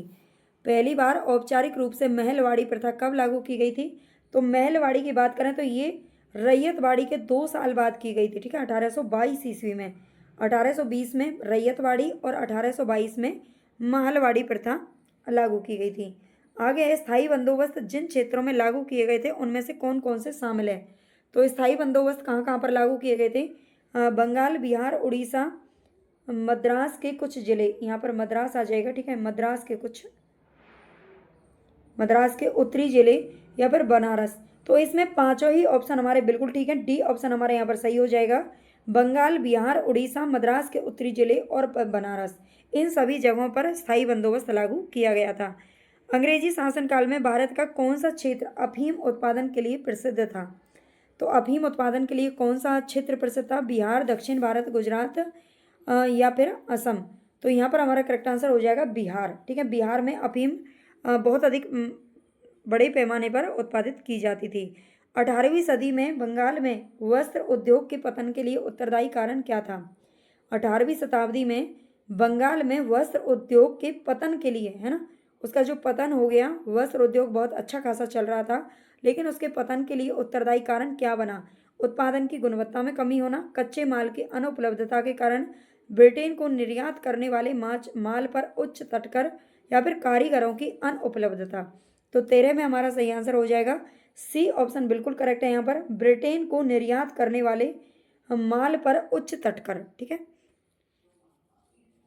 आगे उच्च तटकर का मतलब है कि पहले जो माल था वो कहाँ से लिया जाता था, ले जाया जाता था, तो बंदरगाहों के जरिए ले जाया जाता था, है ना, समुद्र के जरिए। तो बंदरगाहें जो होते थे वहाँ पर उच्च मतलब टैक्स बहुत ज़्यादा उनसे लिया जाता था, जो माल बाहर भेजा जाता था, है ना, जो माल ब्रिटेन वगैरह को भेजा जाता था बंगाल से, उस पर बहुत ज़्यादा टैक्स लगा दिया था। उसके कारण वहाँ के जो उद्योग थे वो धीरे धीरे पतन की तरफ चले गए। नील कृषकों की दुर्दशा पर लिखी गई पुस्तक नील दर्पण के लेखक कौन है? तो ये पुस्तक किसके द्वारा लिखी गई है, नील दर्पण? यहाँ पर हमारा सही आंसर हो जाएगा बी, दीन बंधु मित्र। ठीक है, अगर आपको क्लास अच्छी लग रही है और आप चाहते हो कि डेली इसी तरह से आपको क्लास जीके की मिलती रहे, तो प्लीज़ जो भी बच्चे नए हैं चैनल को सब्सक्राइब करके ज़रूर जाना, लाइक कर देना, शेयर कर देना और प्लीज़ हाइप भी कर देना। ठीक है, आप लोगों की मेहरबानी पर ये क्लास चलेगी। अंग्रेजों द्वारा सर्वप्रथम कहवा बागान लगाए गए थे, और प्लीज़ कमेंट करके बताना कि क्लास आपको कैसी लगती है। अंग्रेजों द्वारा सर्वप्रथम कहवा बागान लगाए गए थे कहाँ पर? चिकमंगलूर जनपद में, कुर्ग जनपद, नीलगिरी जनपद या फिर वायनाड जनपद में। तो 15 में हमारा सही आंसर क्या हो जाएगा भाई? कहाँ पर लगाए गए थे कहवा के बागान? तो ये वायनाड जनपद में लगाए गए थे। नेक्स्ट हमारा क्वेश्चन, अंग्रेजी शासन के दौरान भारत के आर्थिक दोहन के विचार का प्रतिपादन किसने किया था? अंग्रेजी शासन के दौरान भारत के आर्थिक दोहन के विचार का प्रतिपादन किसने किया था? तो ये किया था भाई दादा भाई नौरोजी के द्वारा। ठीक है, दादा भाई नौरोजी ने किया था। दादा भाई नौरोजी ने सबसे पहले बताया था कि हमारे भारत को कितना लॉस हो रहा है ना, मतलब आर्थिक व्यवस्था पर उन्होंने ही, जो अर्थव्यवस्था है उस पर सबसे पहले विचार दादा भाई नौरोजी के द्वारा किया गया था। भारत में अंग्रेजों के समय में प्रथम जनगणना किसके कार्यकाल में हुई थी? भारत में अंग्रेजों के समय में जो पहली जनगणना हुई थी ये हुई थी 1872 ईस्वी में, और ये किसके शासनकाल में हुई थी? तो लॉर्ड मेयो के शासनकाल में हुई थी। ठीक है, मेयो के शासनकाल में 1872 में हुई थी, और उसके बाद फिर 1882 में ये रेगुलर होने लगी थी। सर टॉमस मुनरो किस भू राजस्व बंदोबस्त से संबंधित है? सर टॉमस मुनरो किससे संबंधित है? तो रैयतवाड़ी बंदोबस्त से संबंधित है। रैयतवाड़ी जो कि 1820 में लागू की गई थी। आगे है, भारत में प्रथम रेल लाइन का निर्माण 1853 ईस्वी में, जो कि डलहौजी के द्वारा किया गया था, है ना, डलहौजी का नाम इससे संबंधित है। और ये कहाँ से कहाँ तक किया गया था? तो ये बम्बई और थाने के बीच में किया गया था। नेक्स्ट है, स्वतंत्रता पूर्व अवधि में, स्वतंत्रता पूर्व अवधि यानी कि 1947 से पहले ब्रिटिश सरकार द्वारा भारत में आधुनिक शिक्षा के प्रसार का मुख्य उद्देश्य क्या था? तो छोटे प्रशासनिक पदों पर नियुक्ति हेतु शिक्षित भारतीयों की आवश्यकता, उनको ऐसा लगा था कि उनको आवश्यकता थी, इसलिए उन्होंने अंग्रेजी शिक्षा पर जोर दिया, आधुनिक शिक्षा पर जोर दिया। या फिर भारतीय संस्कृति को प्रोत्साहन, नहीं, भारतीय संस्कृति को तो भाई नहीं किया, भारतीय लोगों को आधुनिक बनाना, नहीं, ऐसा भी नहीं था। ए ऑप्शन हमारा बिल्कुल ठीक है। अंग्रेजों को जब लगने लगा था कि उन्हें भारतीयों की ज़रूरत है, और वो भी पढ़े लिखे भारतीयों की, तो उन्होंने क्या किया था? उन प्रशासनिक पदों पर नियुक्ति के लिए शिक्षित भारतीयों की आवश्यकता उनको महसूस हुई, इसलिए उन्होंने जो भी है ये आधुनिक शिक्षा का ज़्यादा से ज़्यादा प्रचार प्रसार किया। स्थायी बंदोबस्त के तहत जमींदार को पूरे लगान भू राजस्व का कितना प्रतिशत राज्य को देना तय किया गया था? तो 21 में हमारा सही आंसर क्या होगा? स्थायी बंदोबस्त के तहत जमींदार को, मतलब जमींदार को कितना प्रतिशत है जो कि राज्य सरकार को देना था? तो ये देना था भाई 89%। ठीक है, 89% भू राजस्व था जो कि किसको देना था? राज्य को देना था। फिर उसके पास बचा ही क्या भाई, हैं? उत्तरी भारत में भूमि कर व्यवस्था का प्रवर्तक किसे कहा जाता है? उत्तरी भारत में भूमि कर व्यवस्था का प्रवर्तक किसे कहते हैं? तो यहाँ पर हमारा करेक्ट आंसर हो जाएगा मार्टिन बर्ड। ठीक है, मार्टिन बर्ड को ए ऑप्शन हमारा यहाँ पर सही है। मैं चारों ऑप्शन पढ़ करके आपका टाइम नहीं वेस्ट करती हूँ, है ना, क्योंकि मैं नहीं चाहती कि आप लोग टाइम वेस्ट करें। तो प्लीज़ इतना सोचने के लिए कम से कम एक लाइक सब्सक्राइब जरूर कर लेना। समस्त अंग्रेजी भारत की सर्वाधिक भूमि पर 51% भूमि पर अपनाई गई भू राजस्व व्यवस्था कौन सी थी? समस्त अंग्रेजी भारत की सर्वाधिक भूमि पर, यानी कि अंग्रेजी भारत की उस समय जो ब्रिटिश जो सरकार थी उसने सबसे अधिक भूमि पर सबसे अधिक भूमि पर कौन सी भू राजस्व व्यवस्था जो थी लागू की गई थी? स्थायी बंदोबस्त, रैयतवाड़ी, महलवाड़ी या फिर इनमें से कोई भी नहीं। तो यहाँ पर हमारा करेक्ट आंसर हो जाएगा रैयतवाड़ी व्यवस्था। ठीक है, रैयतवाड़ी व्यवस्था कहाँ कहाँ पर लागू हुई थी वो हम पढ़ चुके हैं पीछे। भारत में उपनिवेशी काल में लिटली आयोग 1929 ईस्वी का क्या उद्देश्य था? जो लिटली आयोग था इसका उद्देश्य क्या था? तो बी ऑप्शन हमारा सही होगा, श्रमिकों की मौजूदा परिस्थितियों पर सिफारिशें प्रस्तुत करना। ठीक है, श्रमिक जो भी मजदूर थे और मजदूरों के जो भी उस समय के जो हालात थे, वर्तमान हालातों पर सिफारिशें प्रस्तुत करना इसका उद्देश्य था लिटली आयोग। ठीक है, आगे है, भारत में भारतीयों द्वारा 1881 में स्थापित हुआ और उनके प्रबंध में चलने वाला सीमित देयता का प्रथम बैंक क्या था? भारत में भारतीयों के द्वारा 1881 में स्थापित हुआ था और उनके प्रबंध में चलने वाला सीमित देयता का प्रथम बैंक कौन सा था? Hindustan commercial bank, Awadh, Punjab national bank या फिर पंजाब एंड सिंध बैंक। तो यहाँ पर हमारा सही आंसर हो जाएगा अवध कॉमर्शियल बैंक। ठीक है, ये भारतीयों के द्वारा 1881 में स्थापित किया गया था अवध कॉमर्शियल बैंक, और इनका भारतीयों के द्वारा ही ये जो चलाया जा रहा था, ये ध्यान रखना। अंग्रेजों द्वारा रैयतवाड़ी बंदोबस्त लागू किया गया था, किसके द्वारा? तो 26 में हमारा सही आंसर हो जाएगा मद्रास प्रेसिडेंसी व बम्बई प्रेसिडेंसी, इनके द्वारा रैयतवाड़ी बंदोबस्त लागू की गई थी। ब्रिटिश शासन के दौरान भारत में उद्योगों का कोई स्वतंत्र विकास नहीं हुआ। ब्रिटिश शासन के दौरान भारत में उद्योगों का कोई स्वतंत्र विकास नहीं हुआ, इसका कारण क्या था? भारी उद्योगों का अभाव होना या फिर विदेशी पूंजी की कमी होना, है ना। उद्योगों का कोई स्वतंत्र विकास क्यों नहीं हुआ, क्या पूछ रहा है? प्राकृतिक संसाधनों की कमी होना, धनिक वर्ग द्वारा भू संपत्ति में निवेश करने को प्राथमिकता देना। नहीं, ए ऑप्शन है हमारा यहाँ पर हमारा सही हो जाएगा, भारी उद्योगों का अभाव था ब्रिटिश शासन के दौरान, छोटे छोटे उद्योगों पर जोर दिया जा रहा था। यद्यपि भारत के व्यापार पर 1813 के चार्टर एक्ट द्वारा कंपनी के एकाधिकार को समाप्त कर दिया गया था। 1873 का जो चार्टर एक्ट था इसके द्वारा एक कंपनी का मतलब है ईस्ट इंडिया कंपनी का जो एकाधिकार था, यानी कि पहले उसी का पूरा राज था, उसको समाप्त कर दिया गया। परंतु फिर भी किस वस्तु का व्यापार केवल कंपनी के लिए ही सुरक्षित रखा गया था? कागज, जूट, चाय या फिर चीनी। तो यहाँ पर हमारा सही आंसर हो जाएगा चाय। ठीक है, चाय का जो व्यापार था वो केवल और केवल कंपनी के लिए ही सुरक्षित रखा गया था। आगे, ब्रिटिश ईस्ट इंडिया कंपनी का व्यापारिक अधिकार अंतिम रूप से किस एक्ट के तहत समाप्त किया गया था? ब्रिटिश ईस्ट इंडिया कंपनी का जो व्यापारिक अधिकार था तो ये 1813 के चार्टर एक्ट के द्वारा जो है ये समाप्त किया गया था। ठीक है, अच्छा, अंतिम रूप से, एक मिनट, अंतिम रूप से जो समाप्त किया गया था ना, एक सेकंड भाई, ये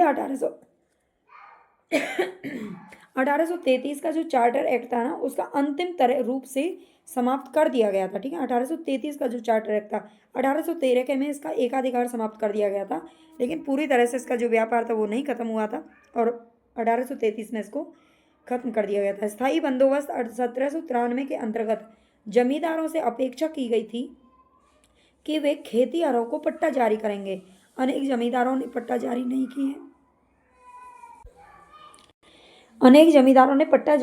किए, थे। इसका कारण क्या था? जमींदारों के ऊपर किसानों का विश्वास होना, जमींदारों के ऊपर कोई सरकारी नियंत्रण नहीं था। बिल्कुल, बी ऑप्शन हमारे यहाँ पर सही हो जाएगा, जमींदारों के ऊपर कोई सरकारी नियंत्रण नहीं था।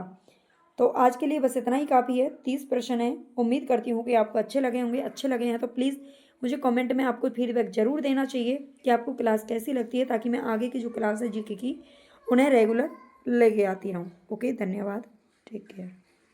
उनकी जो क्रांति आप जानते हैं वो आर्मी के जो सैनिक थे, मतलब सैनिक जो थे, सैनिक छावनी से इसकी शुरुआत हुई थी, मेरठ की छावनी से।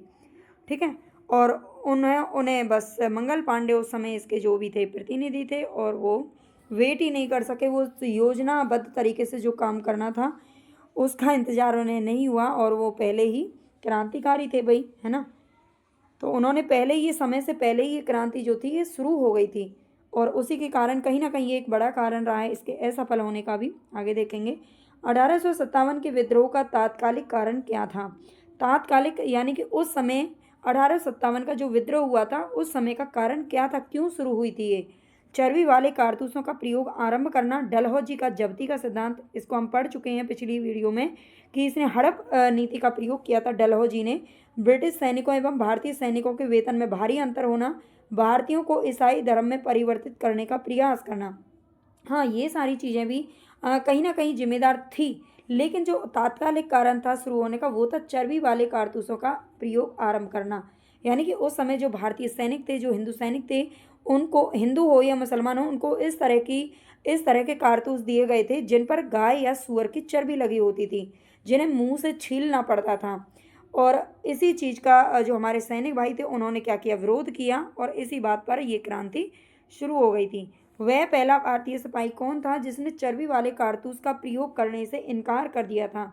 तो ये थे हमारे मंगल पांडे जी। और सबसे पहले अगर देखा जाए तो सबसे पहले जो फांसी हुई थी, फांसी दी गई थी मंगल पांडे जी को, है ना। मंगल पांडे को सबसे पहले फांसी हुई थी पूरे इतिहास में, ये भी थोड़ा आपको ध्यान रखना है, पूरे इतिहास में, यानी कि अंग्रेज जब से आए थे और तब तक गए थे, सबसे पहले जो फांसी दी गई थी वो मंगल पांडे को दी गई थी, क्योंकि ये पहली क्रांति है और इसमें सबसे पहले फांसी भी इन्हीं को लगी थी। मंगल पांडे जिसने अकेले 1857 ईस्वी में विद्रोह का सूत्रपात किया, वो किससे संबंधित थे? तो 34वीं नेटिव इन्फेंट्री से। ये किससे संबंधित थे? 34वीं नेटिव इन्फेंट्री से। ए ऑप्शन हमारा यहाँ पर सही हो जाएगा। 1857 में जो मंगल पांडे जी थे ये 34वीं नेटिव इन्फेंट्री से शामिल थे, ये ध्यान रखना। बेगम हजरत महल ने 1857 के विद्रोह का नेतृत्व निम्न में से किस शहर से किया था? तो बेगम हजरत महल की अगर बात करें तो इन्होंने लखनऊ से 1857 का जो विद्रोह था उसका नेतृत्व किया था, लखनऊ, ठीक है, ध्यान रखना है। 1857 के विद्रोह के समय भारत का गवर्नर जनरल कौन था? इसे प्रथम वायसराय भी बनाया गया था, है ना। और ये कौन थे? तो ये थे लॉर्ड कैनिंग, ठीक है, कैनिंग साहब थे। 1856 में मतलब कुछ दिन पहले ये आए थे, 1856 के समय में आ गए थे शायद, और 1858 में भी यही थे, है ना। तो 2-3 साल तक ये रहे थे। वर्ष 1857 के विद्रोह के निम्न नेताओं में किसने सबसे पहले अपना बलिदान दिया था? तो 1857 में सबसे पहले बलिदान देने वाले कौन थे? तो यहाँ पर हमारा सही आंसर हो जाएगा मंगल पांडे। अभी मैंने आपको बताया कि सबसे पहले जो फांसी दी गई थी अंग्रेजों के द्वारा वो मंगल पांडे जी को दी गई थी। 1857 के विद्रोह में कानपुर में सैनिकों का नेतृत्व किसने किया था? तो कानपुर से सैनिकों का नेतृत्व कौन कर रहे थे? तो ये कर रहे थे तात्या टोपे जी। नेक्स्ट क्वेश्चन है हमारे यहाँ पर 1857 की के विद्रोह की शक्ति का सबसे महत्वपूर्ण तत्व कौन सा था? 1857 के विद्रोह की शक्ति का सबसे महत्वपूर्ण तत्व कौन सा रहा है? नाना साहब का नेतृत्व करना, झांसी की रानी का नेतृत्व, या फिर बहादुर शाह का सहयोग, हिंदू मुस्लिम एकता। तो यहाँ पर हमारा करेक्ट आंसर हो जाएगा डी, हिंदू मुस्लिम एकता। 1857 की विद्रोह की शक्ति का जो महत्वपूर्ण तत्व था वो था हिंदू मुस्लिम एकता। इस समय चाहे हिंदू हों या मुसलमान हो, सभी वो कहीं ना कहीं एक भारतीय क्रांतिकारी के रूप में उभर करके सामने आए थे। रानी लक्ष्मीबाई का मूल नाम क्या था? मणिकर्णिका, जयश्री, पद्मा या अहिल्या। तो ये नाम तो शायद आपने कभी नहीं सुने होंगे। मणिकर्णिका इनका मूल नाम था। इन्हें मनु के नाम से इनके जो दादाजी थे या परिवार वाले थे वो इन्हें मनु कह करके पुकारते थे। छबीली भी इनको बचपन में कहा जाता था, है ना। मणिकर्णिका इनका मूल नाम था। भारत के शिक्षित मध्यम वर्ग ने 1857 की क्रांति का क्या विद्रोह किया था? शिक्षित मध्यम वर्ग है, जो पढ़े लिखे लोग थे, क्या इन्होंने इसका विद्रोह किया था? 1857 की क्रांति का उन्होंने समर्थन किया था, या तटस्थ रहे थे? ना उन्होंने समर्थन किया ना विद्रोह किया, देसी शासकों के विरुद्ध संघर्ष किया। तो 11 में हमारा सही आंसर हो जाएगा वो तटस्थ रहे थे। अगर भाई तटस्थ नहीं रहते, इस क्रांति का समर्थन करते, तो उसी समय 1857 में अंग्रेजों का लास्ट होता है यहाँ पर, है ना। 1947 तक इतने सारे लोगों को कुर्बानी नहीं देनी पड़ती, इतना सब कुछ हमारे देश ने नहीं झेला होता, है ना।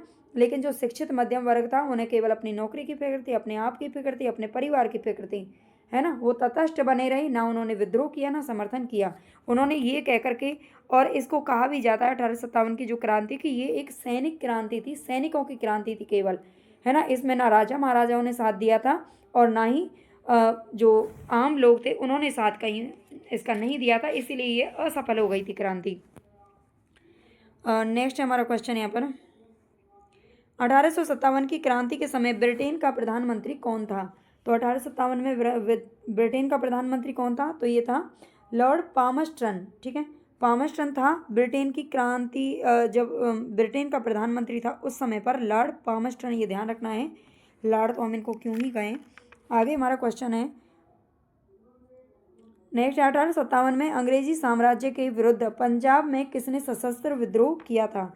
1857 में अंग्रेजी साम्राज्य के विरुद्ध पंजाब में नेतृत्व करने वाले पंजाब में सशस्त्र, है ना, हथियारों के साथ में विद्रोह करने वाले कौन थे? सैनिक, अकाली सिख, नामधारी सिख या फिर निरंकारी सिख। तो राइट आंसर हमारा हो जाएगा नामधारी सिखों ने किया था, ठीक है, बी ऑप्शन हमारे यहाँ पर सही हो जाएगा, नामधारी सिखों ने। नेक्स्ट यहाँ पर क्वेश्चन बिहार में 1857 की क्रांति के नेता कुंवर सिंह का देहांत कहाँ पर हुआ था? कब हुआ था ये आपसे पूछ रहे हैं, कुंवर सिंह का देहांत कब हुआ था?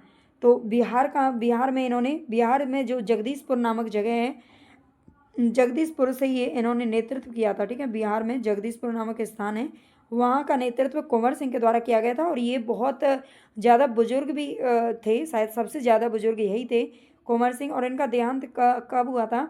तो राइट आंसर हमारा क्या हो जाएगा यहाँ पर 9 मई 1858 ईस्वी में हुआ था, ठीक है, 9 मई 1858 ईस्वी में हुआ था।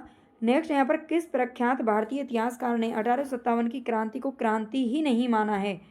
तो कौन से भारतीय इतिहासकार हैं जिन्होंने इस क्रांति को क्रांति नहीं माना? तो राइट आंसर हमारे यहाँ पर हो जाएगा R.C. मजूमदार, ठीक है, सी ऑप्शन यहाँ पर हमारा सही है, थोड़ा सा ऊपर नीचे हो गए हैं लेकिन कोई बात नहीं। R.C. मजूमदार याद आपको रखना है, इन्होंने 1857 की क्रांति को क्रांति माना ही नहीं है। निम्न में से कौन सा आयोग है जो 1857 का विद्रोह दमन के बाद भारतीय फौज के नव संगठन से संबंधित है? कौन सा आयोग है इनमें से जो 1857 के विद्रोह दमन के बाद, विद्रोह दमन का मतलब है कि विद्रोह को कुचल दिया गया था अंग्रेजों के द्वारा, है ना, वो भारी पड़े थे, विद्रोह दमन के बाद भारतीय फौज के नव संगठन से कौन संबंधित है? पब्लिक सर्विस आयोग, पील आयोग, हंटर आयोग या फिर साइमन कमीशन। तो पील आयोग हमारा यहाँ पर सही हो जाएगा, पील आयोग इससे संबंधित है। 1857 के विद्रोह को किस उर्दू कवि ने देखा था? मीर तकी मीर जौक मिर्जा गालिब। तो ये मिर्जा गालिब के द्वारा देखा गया था, ठीक है, उर्दू कवि थे और इन्होंने 1857 की क्रांति को देखा था। आगे निम्नलिखित में से कौन 1857 के विद्रोह में अंग्रेजों का सबसे कट्टर दुश्मन था? सबसे कट्टर दुश्मन इनमें से कौन था? मौलवी अहमदुल्ला शाह, मौलवी इमदादुल्ला, मौलाना फले हक खैराबादी या नवाब लियाकत अली। तो 18 में हमारा सही आंसर क्या हो जाएगा? करेक्ट आंसर है यहाँ पर मौलवी अहमदुल्ला शाह, ठीक है, अहमदुल्ला शाह, ये 1857 के विद्रोह में सबसे कट्टर दुश्मन पाए गए थे। जगदीशपुर के राजा कौन थे? तो मैंने अभी आपको इसको बताया है, जगदीशपुर के राजा थे कुंवर सिंह, ये बिहार के अंदर पड़ता है। नेक्स्ट 1857 के विद्रोह का नेतृत्व बिहार में किसने किया था? तो बिहार में किसने किया था भाई? ये कुंवर सिंह ने किया था, ठीक है, एक ही क्वेश्चन है, अलग अलग टाइप से बार बार पूछा जाता है ना, सभी को आपको अच्छे से याद रख लेना है। आगे है 1857 के विद्रोह का नेतृत्व बिहार में किसने किया था? तो ये कुंवर सिंह ने किया था, ये हम देख चुके हैं। आगे है 1857 का विद्रोह मुख्यतः किस कारण से असफल रहा था? तो हिंदू मुस्लिम एकता की कमी नहीं, ये तो एक महत्वपूर्ण विशेषता थी इस विद्रोह की, किसी सामान्य योजना और केंद्रीय संगठन की कमी, इसके प्रभाव का सीमित क्षेत्र, जमींदारों की असहभागिता। तो 21 में हमारा सही आंसर हो जाएगा किसी सामान्य योजना या केंद्रीय संगठन की कमी, ठीक है, उस समय पर एक संगठन बना करके या फिर एक योजना बना करके योजनाबद्ध तरीके से ये विद्रोह नहीं हो पाया था। योजना बनाई गई थी लेकिन वो योजना पूरी तरह से लागू नहीं हो पाई, उससे पहले ये विद्रोह है जो मंगल पांडे जी के द्वारा शुरू कर दिया गया था। कभी कहते हैं ना कि कभी कभी हम जोश में भी होश गंवा देते हैं और वो हमारे लिए नुकसानदायक हो जाता है, कहीं ना कहीं इस क्रांति में भी ऐसा ही कुछ देखने को मिला था। निम्नलिखित में से किसने 1857 के विद्रोह को एक षड्यंत्र की संज्ञा दी थी? एक षड्यंत्र किसने बताया था? तो राइट आंसर हमारे यहाँ पर हो जाएगा जेम्स आउट्रम व W. टेलर ने, ठीक है, जेम्स आउट्रम, ये अंग्रेज हैं दोनों ही, और इन्होंने 1857 के विद्रोह को एक षड्यंत्र की संज्ञा दी थी। 1857 में किसने इलाहाबाद को आपातकालीन मुख्यालय बनाया था? तो उस समय का जो गवर्नर जनरल था लॉर्ड कैनिंग था, और कैनिंग ने इलाहाबाद को अपनी आपातकालीन मुख्यालय कुछ दिनों के लिए इसे राजधानी बना लिया था। गडकरी विद्रोह जो कि 1844 में हुआ था, इसका केंद्र कहाँ से है ना, ये नितिन गडकरी नहीं है, वो गडकरी विद्रोह अलग है। तो ये बिहार शरीफ कोल्हापुर, तो कोल्हापुर हमारा आंसर सही हो जाएगा। गडकरी विद्रोह का केंद्र था कोल्हापुर। ठीक है, आगे 1857 के बरेली विद्रोह का नेता कौन था? खान बहादुर, कुंवर सिंह, मौलवी अहमद शाह या फिर बिरजिस कादिर। तो 25 में हमारा सही आंसर हो जाएगा खान बहादुर। ये बरेली विद्रोह का इन्होंने नेतृत्व किया था। आज़ादी की पहली लड़ाई 1857 में किसने भाग नहीं लिया था? तात्या टोपे, लक्ष्मीबाई, बहादुर शाह, सेकंड जफर। तो भगत सिंह ने नहीं लिया था ना भाई, भगत सिंह तो बाद में ही शायद पैदा भी वो बाद में, उनका जन्म भी बाद का है ना, केवल बहुत कम उम्र में 1923 ईस्वी में इनको फांसी लगाई गई थी, है ना, फांसी दी गई थी भगत सिंह जी को। और इनका उस समय भी एक बहुत कम उम्र के थे, है ना, तो इनका जन्म भी बहुत बाद का है, 1857 में ये शामिल नहीं थे। निम्नलिखित में से किसने 1857 में अंग्रेजों से संघर्ष किया था? तो अंग्रेजों से संघर्ष करने वाले इनमें से कौन है? चंद्रशेखर आज़ाद, राम प्रसाद बिस्मिल, शहादत खान या फिर माखनलाल चतुर्वेदी। तो यहाँ पर हमारा करेक्ट आंसर हो जाएगा शहादत खान। ठीक है, चंद्रशेखर आज़ाद भी बाद में आए थे, वो भी चंद्रशेखर आज़ाद आप जानते हैं भगत सिंह के समय पर ही थे, है ना, बाद में खुद अपने आप को उन्होंने गोली मार ली थी जब वो पकड़े गए थे चंद्रशेखर पार्क में। और राम प्रसाद बिस्मिल, माखनलाल चतुर्वेदी, ये सब बात के हैं। ठीक है, आगे हैं, भारत के प्रथम स्वतंत्रता संग्राम का मुख्य तात्कालिक कारण क्या था? तो मुख्य तात्कालिक कारण था सैनिक असंतोष। ठीक है, सैनिक संतोष जनक उनका कार्य नहीं था, इसलिए 1857 में भारत में हुए विद्रोह के एक नेता तात्या टोपे का मूल नाम क्या था? तो तात्या टोपे का अगर मूल नाम आपसे पूछ लिया जाए तो राइट आंसर हमारा हो जाएगा रामचंद्र पांडुरंग हो जाएगा। ठीक है, आगे किस इतिहासकार ने लिखा प्रथम ना ही राष्ट्रीय और ना तथा कथित प्रथम राष्ट्रीय स्वतंत्रता संग्राम ना तो ही स्वतंत्रता संग्राम था? मतलब ना तो ये प्रथम था, ना राष्ट्रीय था, ना ही है ना, थोड़ा सा ही उटपटांग तरीके से लिखा हुआ है ना, यह प्रथम राष्ट्रीय स्वतंत्रता संग्राम ना तो प्रथम था, ना राष्ट्रीय था, ना ही ये स्वतंत्रता संग्राम था। ये बिल्कुल इसी तरह से लिखा गया है। आर सी मजूमदार, हाँ बिल्कुल ए ऑप्शन इसका सही हो जाएगा। आर सी मजूमदार ने ऐसा कहा था कि ये ना तो प्रथम था, ना ही स्वतंत्रता संग्राम था, और ना ही ये तथाकथित प्रथम राष्ट्रीय स्वतंत्रता संग्राम था, ना ही राष्ट्रीय था। ठीक है, तो 30% हम यहाँ पर कर चुके हैं। आपको क्लास कैसी लगी है ज़रूर बताना मुझे कमेंट में।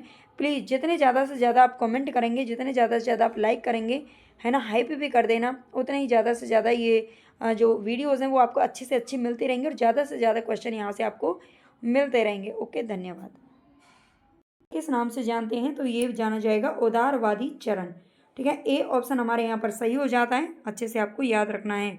आगे, भारतीय इतिहास में वर्ष 1885 ईस्वी प्रसिद्ध है किसके लिए? तो वर्ष 1885 में भारतीय राष्ट्रीय कांग्रेस की क्या स्थापना हुई थी या फिर पतन हुआ था? अरे भाई नहीं, पतन कहाँ से हो गया, है ना, अभी भी ये पार्टी बनी हुई है। तो भारतीय राष्ट्रीय कांग्रेस की स्थापना के कारण ये जो समय है इसको बहुत अच्छे से जाना जाता है। 1885 से लेकर 1905 तक के काल के भारतीय राष्ट्रीय आंदोलन में उदारवादी नेताओं का प्रभुत्व था। उनके आंदोलन का मुख्य ढंग क्या था? उदारवादी को हम नरमपंथी भी कह सकते हैं। ठीक है, नरमपंथी, आपने नरमपंथी, नरम दल, गरम दल, ये सारी चीज़ें थोड़ी सी पढ़ी होंगी, है ना, जब छोटे बच्चे थे। तो उदारवादी नेताओं का प्रभुत्व था, उनके आंदोलन का मुख्य ढंग का क्या था?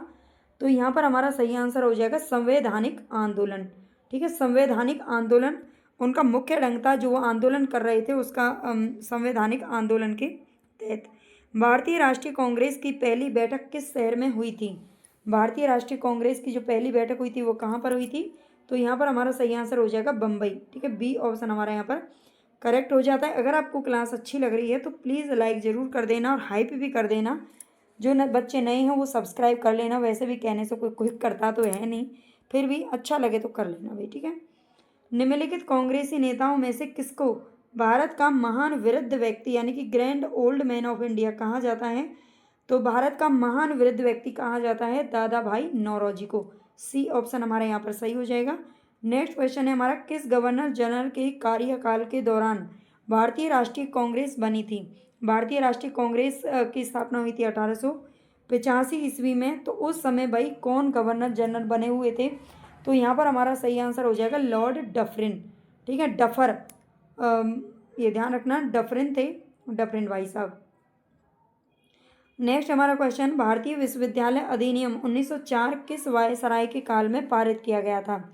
तो 1904 भारतीय विश्वविद्यालय जो अधिनियम पारित किया गया था, तो ये कौन सा वायसराय था उस समय पर? राइट आंसर हमारा हो जाएगा लॉर्ड कर्जन।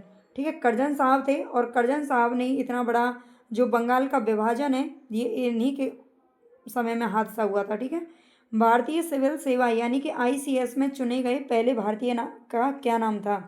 भारतीय सिविल सेवा में चुने गए पहले भारतीय कौन थे? तो यहाँ पर हमारा सही नाम आ जाएगा सत्येंद्र नाथ टैगोर। ठीक है, सत्येंद्र नाथ टैगोर थे जो पहले ICS बने थे हमारे भारत से। इंडियन नेशनल कांग्रेस के संस्थापक कौन थे? तो अगर इन संस्थापक की बात करें, जो कांग्रेस है, कांग्रेस की स्थापना 1885 में, बार बार आपको बता रही हूँ ताकि कभी ना भूलो, और ये थे A.O. हुम। ठीक है, इनको शॉर्ट में जाना जाता है, आपको ज़्यादातर ऐसे लिखा हुआ मिलेगा A.O. हुम। ठीक है, तो एलन ऑक्टोवियम हुम इनका पूरा नाम था।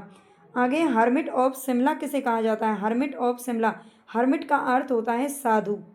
हर्मिट का अर्थ क्या होता है? साधु कहते हैं हर्मिट को। ठीक है, तो हर्मिट ऑफ शिमला किसे कहा जाता है? तो ये आंसर हमारा सही हो जाएगा, A.O. हुम को कहा जाता है। वह कौन सा प्रथम भारतीय था जो ब्रिटिश संसद के लिए निर्वाचित हुआ था? ब्रिटिश संसद के लिए कौन निर्वाचित हुआ था? तो ये थे दादा भाई नौरोजी। नेक्स्ट हमारा क्वेश्चन है, a nation in the making नामक पुस्तक किसने लिखी थी? A nation in the making नामक पुस्तक किसके द्वारा लिखी गई थी? तो ये लिखी गई थी सुरेंद्र नाथ बनर्जी के द्वारा। नेक्स्ट, किस ब्रिटिश वायसराय ने 1880 के दशक के प्रारंभ में विदेशी शासन के विरुद्ध भारतीय असंतोष को बढ़ाने में महत्वपूर्ण भूमिका निभाई थी? कौन से ब्रिटिश वायसराय के 1880 के दशक में, 1880 के दशक के प्रारंभ में विदेशी शासन के विरुद्ध भारतीय असंतोष को बढ़ाने में महत्वपूर्ण भूमिका निभाई थी?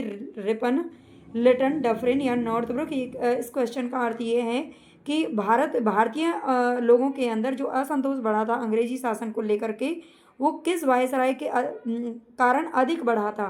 तो 13 में हमारा सही आंसर क्या हो जाएगा? किसके कारण बढ़ा था? तो ये थे लिटन भाई साहब। ठीक है, लिटन ने क्या कर दिया? अंग्रेजी शासन को ले डूबा। आगे, लिटन द्वारा प्रस्तावित वैधानिक जनपद सेवा जिसके तहत परीक्षा की आयु 21 वर्ष से घटाकर 19 वर्ष कर दी गई थी। SCS यानी कि जो स्टेटरी सिविल सर्विसेज के जो एग्ज़ाम होते थे, उसमें पहले जो मिनिमम एज थी वो 21 वर्ष होती थी, लेकिन बाद में इसे 19 वर्ष कर दिया गया था। तो ये किसके तहत कब किया गया था? लिटन द्वारा किया गया था। और ये कब किया गया था? तो 1878 ईस्वी में किया गया था। ठीक है, 1878 हमारा सही हो जाएगा। इल्बर्ट विल विवाद किस वायसराय के कार्यकाल में उभरा था? इल्बर्ट विल विवाद किस वायसराय के कार्यकाल में उभरा था? तो यहाँ पर हमारा सही आंसर हो जाएगा रिपन। ठीक है, ये रिपन भाई साहब थे। नेक्स्ट हमारा क्वेश्चन है, भारतीय संघ यानी कि इंडियन एसोसिएशन के संस्थापक कौन थे? भारतीय संघ के संस्थापक कौन थे? तो यहाँ पर हमारा सही आंसर हो जाएगा सुरेंद्र नाथ बनर्जी। ठीक है, मोस्ट इंपॉर्टेंट क्वेश्चन है ये, ऐसा हो ही नहीं सकता कि कोई पेपर आए और इन जो हमारी सीरीज चल रही है यहाँ से आपको क्वेश्चन देखने को ना मिले। 100% मिलेंगे। अगर आप ज़्यादा से ज़्यादा सपोर्ट करें तो मैं आपको साथ में करंट अफेयर्स वगैरह भी करवा दूंगी, और ज़्यादा से ज़्यादा प्रश्न भी करा दूंगी LT ग्रेड के लिए, है ना। लेकिन भाई इसके लिए आपका सपोर्ट तो चाहिए ना। भारतीय राष्ट्रीय कांग्रेस की अध्यक्षता किसने की थी? तो भारतीय राष्ट्रीय कांग्रेस की अध्यक्षता करने वाले कौन थे? तो यहाँ पर हमारा सही आंसर क्या हो जाएगा? दादा भाई नौरोजी ने की थी, है ना, ग्रैंड ओल्ड मैन के नाम से जो जाने जाते हैं। भारतीय राष्ट्रीय कांग्रेस में निम्न में से किसको नरम दलीय नेता के तौर पर नहीं जाना जाता था? तो ये बाल गंगाधर तिलक को नहीं जाना जाता था। नरम दल में इनका नाम नहीं आता है, बाल गंगाधर तिलक। ठीक है, नेक्स्ट हमारा क्वेश्चन, भारतीय राष्ट्रीय कांग्रेस की स्थापना कब की गई थी? तो ये 1885 ईस्वी में की गई थी A.O. हुम के द्वारा। ये मैं आपको बार बार बता रही हूँ। और उस समय कौन थे? डफरिन भाई साहब थे। निम्न में से कौन नरमपंथियों में शामिल नहीं थे? तो नरमपंथियों में कौन शामिल नहीं थे? गोपाल कृष्ण गोखले, बाल गंगाधर तिलक, R.C. दत्त, W.C. बनर्जी। तो बाल गंगाधर तिलक शामिल नहीं थे, इनका नाम याद रखना। ये गर्म दल के नेताओं में शामिल थे। भारतीय राष्ट्रीय कांग्रेस के संस्थापक कौन थे? भारतीय राष्ट्रीय कांग्रेस के संस्थापक कौन थे? असैनिक सेवक मिलिट्री कमांडर थे। यह सामाजिक कार्यकर्ता या विज्ञानी थे? तो यहाँ पर हमारा सही आंसर हो जाएगा असैनिक सेवक थे, असैनिक। ठीक है। अधिकतर नरमपंथी नेता थे ग्रामीण क्षेत्रों से शहरी क्षेत्रों, तो ये शहरी क्षेत्रों से संबंधित थे जो भी नरमपंथी नेता थे। 1905 में बंगाल विभाजन किस वायसराय ने किया था? तो ये करजन भाई साहब ने किया था। नेक्स्ट है, भारतीय राष्ट्रीय कांग्रेस का प्रथम मुस्लिम प्रेसिडेंट कौन था? भारतीय राष्ट्रीय कांग्रेस का प्रथम मुस्लिम प्रेसिडेंट कौन था? तो यहाँ पर हमारा सही आंसर हो जाएगा बदरुद्दीन तैयब जी। नेक्स्ट है, ब्रिटिश हाउस ऑफ कॉमन्स का चुनाव कि जिस प्रथम भारतीय ने लड़ा था वो कौन थे? ब्रिटिश हाउस ऑफ कॉमन्स का चुनाव जिस प्रथम भारतीय ने लड़ा था वो कौन थे? तो यहाँ पर हमारा सही आंसर हो जाएगा दादा भाई नौरोजी थे ये भी। ठीक है। आगे है, किसने कहा था कांग्रेस पतन के लिए लड़खड़ा रही है? मेरी सबसे बड़ी अभिलाषा ये है कि जब तक मैं भारत में हूँ कांग्रेस की शांतिपूर्ण समाप्ति में सहयोग करता रहूँ, है ना, करना है इनको। ये किसने कहा था? लॉर्ड हैमिल्टन, कर्जन डफरिन या फिर मिंटो डफरिन तो कहेंगे नहीं, उन्हीं के समय पर ये क्या हुई थी, स्थापना हुई थी। तो कर्जन ने कहा था ऐसा। ठीक है, कर्जन ने कहा था। बंगाल का तो विभाजन कर ही दिया, कांग्रेस का भी पतन करना चाहते थे ये। भारतीय राष्ट्रीय कांग्रेस के 1905 के बनारस अधिवेशन के अध्यक्ष कौन थे? तो सुरेंद्रनाथ, फिरोज शाह मेहता, गोपाल कृष्ण गोखले, दिनसा वाचा। तो 27 में हमारा सही आंसर क्या हो जाएगा? इनमें से कौन रहे हैं भाई? बनारस अधिवेशन की अगर हम बात करें तो गोपाल कृष्ण गोखले संबंधित हैं। ठीक है। आगे, निम्नलिखित में से कौन भारतीय राष्ट्रीय कांग्रेस की स्थापना अधिवेशन में उपस्थित नहीं थे? भारतीय राष्ट्रीय कांग्रेस की स्थापना अधिवेशन में कौन शामिल नहीं थे? दादा भाई नौरोजी, जी सुब्रमण्यन अय्यर, जस्टिस रानाडे या फिर सुरेंद्रनाथ बनर्जी। तो यहाँ पर हमारा सही आंसर हो जाएगा सुरेंद्रनाथ बनर्जी। ठीक है, ये स्थापना अधिवेशन में शामिल नहीं थे। भारतीय राष्ट्रीय कांग्रेस के पहले अध्यक्ष कौन थे? तो पहले अध्यक्ष इनमें से कौन थे? यहाँ पर हमारा सही आंसर क्या हो जाएगा? ये थे WC बनर्जी। ठीक है, ये पहले अध्यक्ष थे। नेक्स्ट है, भारत के पहले लोक संघ लैंड होल्डर्स सोसाइटी की स्थापना कब हुई थी? ये इस सोसाइटी की जो स्थापना हुई थी किसके कल्याण के लिए की गई थी? तो जमींदारों के कल्याण के लिए की गई थी। ठीक है, जमींदारों के कल्याण के लिए की गई थी। और इसकी स्थापना कब हुई थी? तो ये हुई थी 1837 ईस्वी में। ठीक है, 1837 ईस्वी में जमींदारों की भलाई के लिए लैंड होल्डर्स सोसाइटी, है ना। लैंड होल्डर्स का मतलब आप समझते ही हैं, जिनके पास ज़मीन होती है। तो यहाँ पर हमारे 30% पूरे हो चुके हैं। अगर आपको अच्छे लगे हों तो प्लीज़ लाइक सब्सक्राइब कर लेना, नहीं अच्छे लगे हों तो भाई कमेंट में बता देना कि आपको अच्छी क्यों नहीं लगी है क्लास। और ज़्यादा से ज़्यादा आप सपोर्ट करेंगे तो आपको ज़्यादा से ज़्यादा हेल्प यहाँ से हो सकती है ना। लेकिन आपको सपोर्ट करना अपेक्षित है। ओके, धन्यवाद, टेक केयर, बाय बाय। कहा गया था तो ये था उग्रवादी चरण। ठीक है, यहाँ पर हमारा बी ऑप्शन सही हो जाएगा, उग्रवादी चरण इसको कहा गया। उग्रवादी या फिर ऐसे गर्मपंथी के नाम से भी जाना जाता है। ठीक है, गर्मपंथी या फिर उग्रवादी। जब छोटे क्लास में आप पढ़ते थे तो आपने बहुत बार सुना होगा गरम दल और नरम दल। ठीक है, हमारा जो भारत था उस समय भारत के जो क्रांतिकारी थे वो दो भागों में बट गए थे कि नरम दल और गरम दल। उसमें कुछ लोग शामिल थे, है ना, सभी तो नहीं लेकिन कुछ लोग उसमें शामिल थे। तो गर्मपंथी या फिर उग्रवादी चरण के नाम से जाना जाता है, ये समय याद रखना। अगर आपने लास्ट वीडियोस नहीं देखी है ना तो उनको जरूर देख लेना। जीके की मैंने जो भी 8-7 अभी तक वीडियोस डाली हैं वो आपके लिए बहुत ही हेल्पफुल रहने वाली हैं। ठीक है, तो देख लिया करें पक्का। आगे चलते हैं, लॉर्ड कर्जन के शासनकाल का सबसे मूर्खतापूर्ण कार्य जिसने उग्र राष्ट्रीयता को जन्म दिया क्या था? कर्जन, आप जानते हैं कर्जन का जो समय था, कर्जन के समय पर क्या क्या हुआ था, कल हमने इस पर बात की थी। तो कर्जन के शासनकाल का सबसे बेकार कार्य, सबसे मूर्खतापूर्ण भरा कार्य कौन सा था जिसने उग्र राष्ट्रीयता को जन्म दिया? तो यहाँ पर हमारा सही हो जाएगा 1905 का बंगाल विभाजन। आप जानते हैं 1905 में जो बंगाल दो भागों में बढ़ गया था, यानी कि उसी समय बांग्लादेश अलग हुआ था जिसको पूर्वी पाकिस्तान भी कहा गया था। ठीक है, पूर्वी पाकिस्तान के नाम से जाना गया। तो ये जो इसने कार्य किया था ना, बंगाल का विभाजन, है ना, फूट डालो राज करो की नीति इन्होंने अपनाई थी। और इसको लेकर के हमारे जो क्रांतिकारी थे, हमारे जो भारतीय लोग थे, उनमें बहुत ज़्यादा रोष फैल गया था। आगे, निम्नलिखित में से कौन सा साधन है जो कि उग्रवादियों से संबंधित नहीं है? कौन सा साधन उग्रवादियों से संबंधित नहीं है? तो यहाँ पर 1 मिनट, ये साधन एक्चुअली यहाँ पर गलत है ना। उग्रवादियों से इनमें से कौन सा संबंध नहीं है? उग्रवादी गर्मपंथी इनको कहा जाता है। तो यहाँ पर हमारा सही आंसर कौन सा हो जाएगा? लाला लाजपत राय, विपिन चंद्रपाल, बाल गंगाधर तिलक या फिर सुभाष चंद्र बोस। तो इनमें गर्म दल में कौन नहीं था? तो आपने सुना होगा पाल, बाल और लाल। ठीक है, पाल, बाल और लाल, ये 3 कौन थे? ये गर्मपंथी नेता थे। लाल, बाल, पाल के नाम से इनको जाना जाता था। लाल, बाल और पाल। लाल यानी कि लाला लाजपत राय, विपिन चंद्रपाल यानी कि बाल गंगाधर तिलक, बाल, और विपिन चंद्रपाल पाल। ठीक है, इन नाम से इनको जाना गया था। ये उग्रवादी या फिर गर्मपंथी नेता थे। आगे हैं, भारतीय राष्ट्रीय कांग्रेस की सबसे पहली महिला अध्यक्ष कौन थी? तो भारतीय राष्ट्रीय कांग्रेस की स्थापना हुई थी 1885 में। कल आपको बता दिया था अच्छी तरीके से। A.O. हुम के द्वारा। उस समय जो वायसराय था यानी कि जो गवर्नर जनरल था वो कौन था? तो लॉर्ड डफरिन था, है ना। और इसकी जो पहली महिला अध्यक्ष बनी थी वो कौन बनी थी? तो ये थी एनी बेसेंट। ठीक है, यहाँ पर आपको सरोजनी नायडू नहीं कर देना है, एनी बेसेंट हमारा सही हो जाएगा। नेक्स्ट क्वेश्चन है, भारत में उग्र राष्ट्रीयता के जन्मदाता तथा निर्भयता से राष्ट्र की वेदना को प्रकट करने वाले प्रथम भारतीय कौन थे? यानी कि सबसे पहले उग्र राष्ट्रीयता के जो जन्मदाता है वो किसको माना जाता है? तो बाल गंगाधर तिलक को माना जाता है। ठीक है, बाल गंगाधर तिलक सही हो जाएगा। गदर पार्टी के एक प्रमुख नेता कौन थे? गदर पार्टी के एक प्रमुख नेता कौन थे? तो लाला हरदयाल। ठीक है, लाला हरदयाल ये गदर पार्टी से संबंधित है। मैं आपको कोई भी 4 ऑप्शन भी नहीं बोलती इसीलिए, ताकि आपका टाइम वेस्ट नहीं हो, है ना।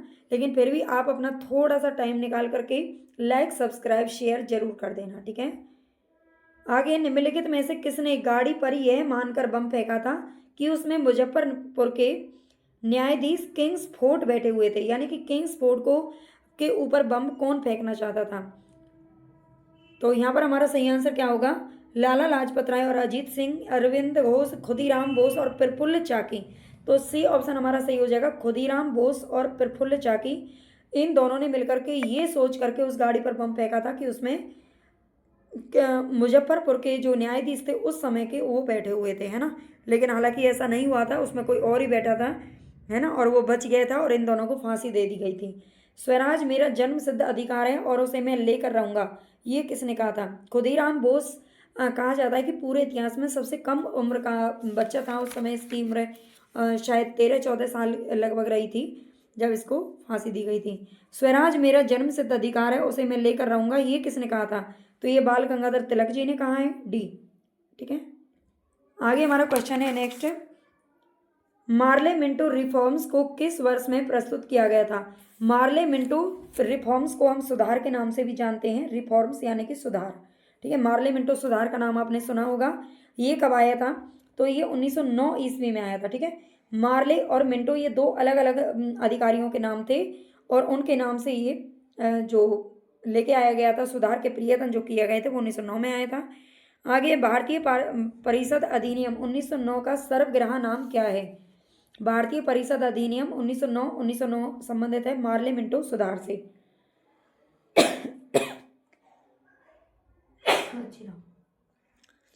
नेक्स्ट हमारा क्वेश्चन यहाँ पर, सांप्रदायिक निर्वाचन क्षेत्रों की पद्धति की शुरुआत भारत में किसके द्वारा की गई थी?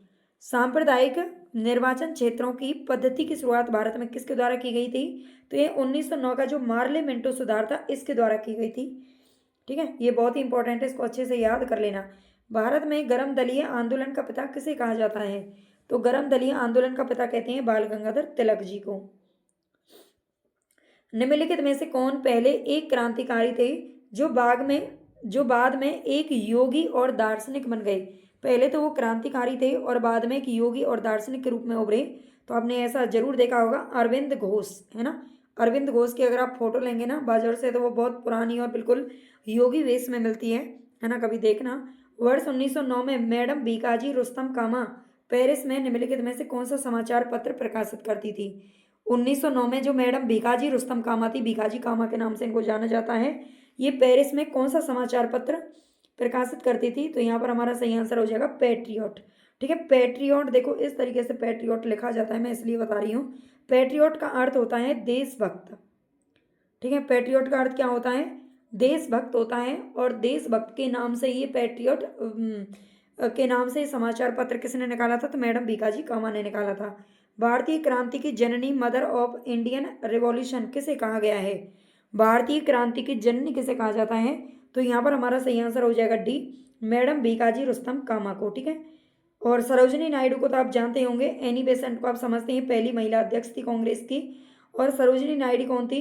सरोजिनी नायडू को भारत कोकिला के नाम से भी जाना जाता था, भारत कोकिला। ठीक है। वैसे लता मंगेशकर को बाद में कहा गया था ये भारत कोकिला थी, वो स्वर कोकिला थी। और ये भारत की उत्तर प्रदेश की पहली राज्यपाल भी बनी थी सरोजिनी नायडू, बाद में आज़ाद होने के बाद देश को। मुस्लिम लीग की स्थापना 1906 ईस्वी में हुई थी। उस समय उसके उद्देश्य में कौन सी बात शामिल नहीं थी?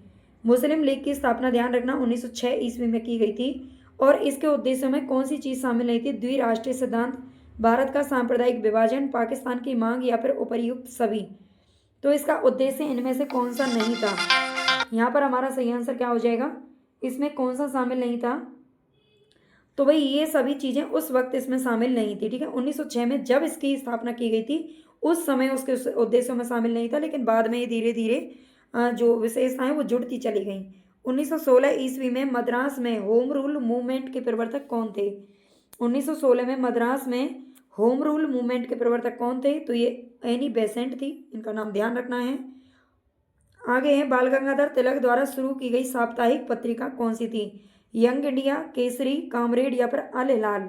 तो यहाँ पर हमारा सही आंसर हो जाएगा केसरी नाम से इन्होंने पत्रिका निकाली थी, जो कि साप्ताहिक रूप से छपती थी। शेर पंजाब या पंजाब केसरी किसका उपनाम है? शेर पंजाब के नाम से किसे जाना जाता है? तो यहाँ पर हमारा सही आंसर हो जाएगा लाला लाजपत राय। ठीक है, लाला लाजपत राय को जाना जाता है। नेक्स्ट है, भारतीय इतिहास में 1912 का ऐतिहासिक महत्व क्या था? अगर आपको क्लास अच्छी लग रही है जरा सी भी, और जो बच्चे नए हैं तो प्लीज़ चैनल को सब्सक्राइब ज़्यादा से ज़्यादा करना, लाइक शेयर भी कर देना। तो यहाँ पर आपका सही आंसर क्या हो जाएगा? भारतीय इतिहास में 1912 का ऐतिहासिक महत्व क्या था? 1912 में महात्मा गांधी की तो मृत्यु नहीं हुई थी, ना ही बंगाल विभाजन हुआ था। हाँ, राजधानी का कोलकाता से दिल्ली स्थानांतरण हो गया था। ठीक है, राजधानी पहले भारत की कोलकाता थी, बाद में इसे 1912 में दिल्ली लेके आया गया था। अनुशीलन समिति संबद्ध किससे है? अनुशीलन समिति किससे संबंधित है? तो यहाँ पर हमारा सही आंसर हो जाएगा वी.डी. सावरकर। ठीक है, सावरकर साहब से संबंधित है। नेक्स्ट क्वेश्चन है, किस गवर्नर जनरल ने 1911 में भारत की राजधानी कोलकाता से दिल्ली स्थानांतरित करने की घोषणा की थी? 1911 में भारत की राजधानी कोलकाता से दिल्ली लाने के लिए घोषणा किसने की थी? तो यहाँ पर हमारा सही आंसर हो जाएगा लॉर्ड हार्डिंग। ठीक है, हार्डिंग इससे संबंधित है। हार्डिंग ने क्या किया था? दिल्ली को कोलकाता से दिल्ली लेके आने की बात कही थी। नेक्स्ट क्वेश्चन है, अल हिलाल समाचार पत्र किसके द्वारा राष्ट्रीयता के प्रचार के लिए शुरू किया गया था? अल हिलाल नामक जो समाचार पत्र है ये किसके द्वारा निकाला गया था? तो अबुल कलाम आज़ाद के द्वारा। ये अबुल कलाम आज़ाद वही है जो 1947 के बाद हमारे फर्स्ट शिक्षा मंत्री बने थे। ठीक है, फर्स्ट शिक्षा मंत्री यही बने थे। नेक्स्ट हमारा क्वेश्चन है, बंगाल 1905 में विभाजित हुआ जिसके विरोध के फलस्वरूप यह पुनः एकीकृत हो गया था। 1905 में आप जानते हैं बंगाल कर्जन के समय पर इसका विभाजन हो गया था, लेकिन बाद में इसे कब बाद में दोबारा से इसे मिला लिया गया था भारत में, है ना। तो ये कौन सा था? 1911 ईस्वी में से दोबारा से मिला लिया गया था। ठीक है, आगे है, निम्नलिखित में से एक ने युद्ध के समय भारत की रक्षा के कानून के प्रावधानों को, जिसे 1915 में पंजाब के गदर के विरुद्ध इस्तेमाल किया गया, शांति के समय भी जारी रखना चाहा था। यानी कि इसमें से कौन ऐसे महानुभाव थे जिन्होंने युद्ध के समय पर भी भारत की रक्षा के कानून के प्रावधानों को इस्तेमाल करने की कोशिश की थी? तो यहाँ पर हमारा सही आंसर हो जाएगा हार्डिंग। ठीक है, ये हार्डिंग साहब थे। नेक्स्ट हमारा क्वेश्चन है, 1906 में मिंटो से शिमला में मिले मुसलमानों के शिष्टमंडल ने प्रार्थना क्या की थी?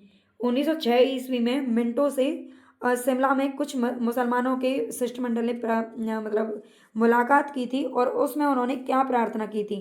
तो यहाँ पर हमारा सही आंसर हो जाएगा मुसलमानों के लिए पृथक निर्वाचन वर्ग। ठीक है, उन्होंने ये प्रार्थना की थी कि हमारे लिए क्या होना चाहिए?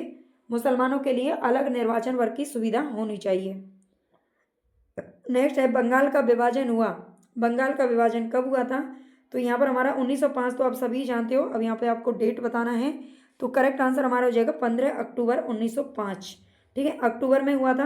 अक्टूबर में बड़ा बड़ा लिख देती हूँ ताकि आपको याद रह जाए।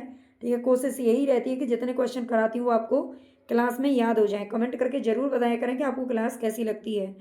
निम्नलिखित में से कौन सा नेता है जो कांग्रेस के गर्म दल से संबंधित था? कौन सा नेता कांग्रेस के गर्म दल से संबंधित था? तो यहाँ पर हमारा सही आंसर हो जाएगा अरविंद घोष, दादा भाई नौरोजी, जी.के. गोखले या फिर S.N. बनर्जी। करेक्ट आंसर हमारा 28 में कौन सा हो जाएगा? अरविंद घोष। ठीक है, अरविंद घोष ये गर्म दल से संबंधित था और बाद में जो योगी और किसके एक महात्मा यानी कि एक दार्शनिक के रूप में उभरा था। आगे निम्नलिखित में से किस नेता ने 1906 में कलकत्ता कांग्रेस अधिवेशन की अध्यक्षता की थी? ये जितने भी कांग्रेस के अध्यक्ष अधिवेशन हुए उन सबको याद कर लेना, कोशिश करूंगी मैं एक जगह आपको करा दूं, है ना।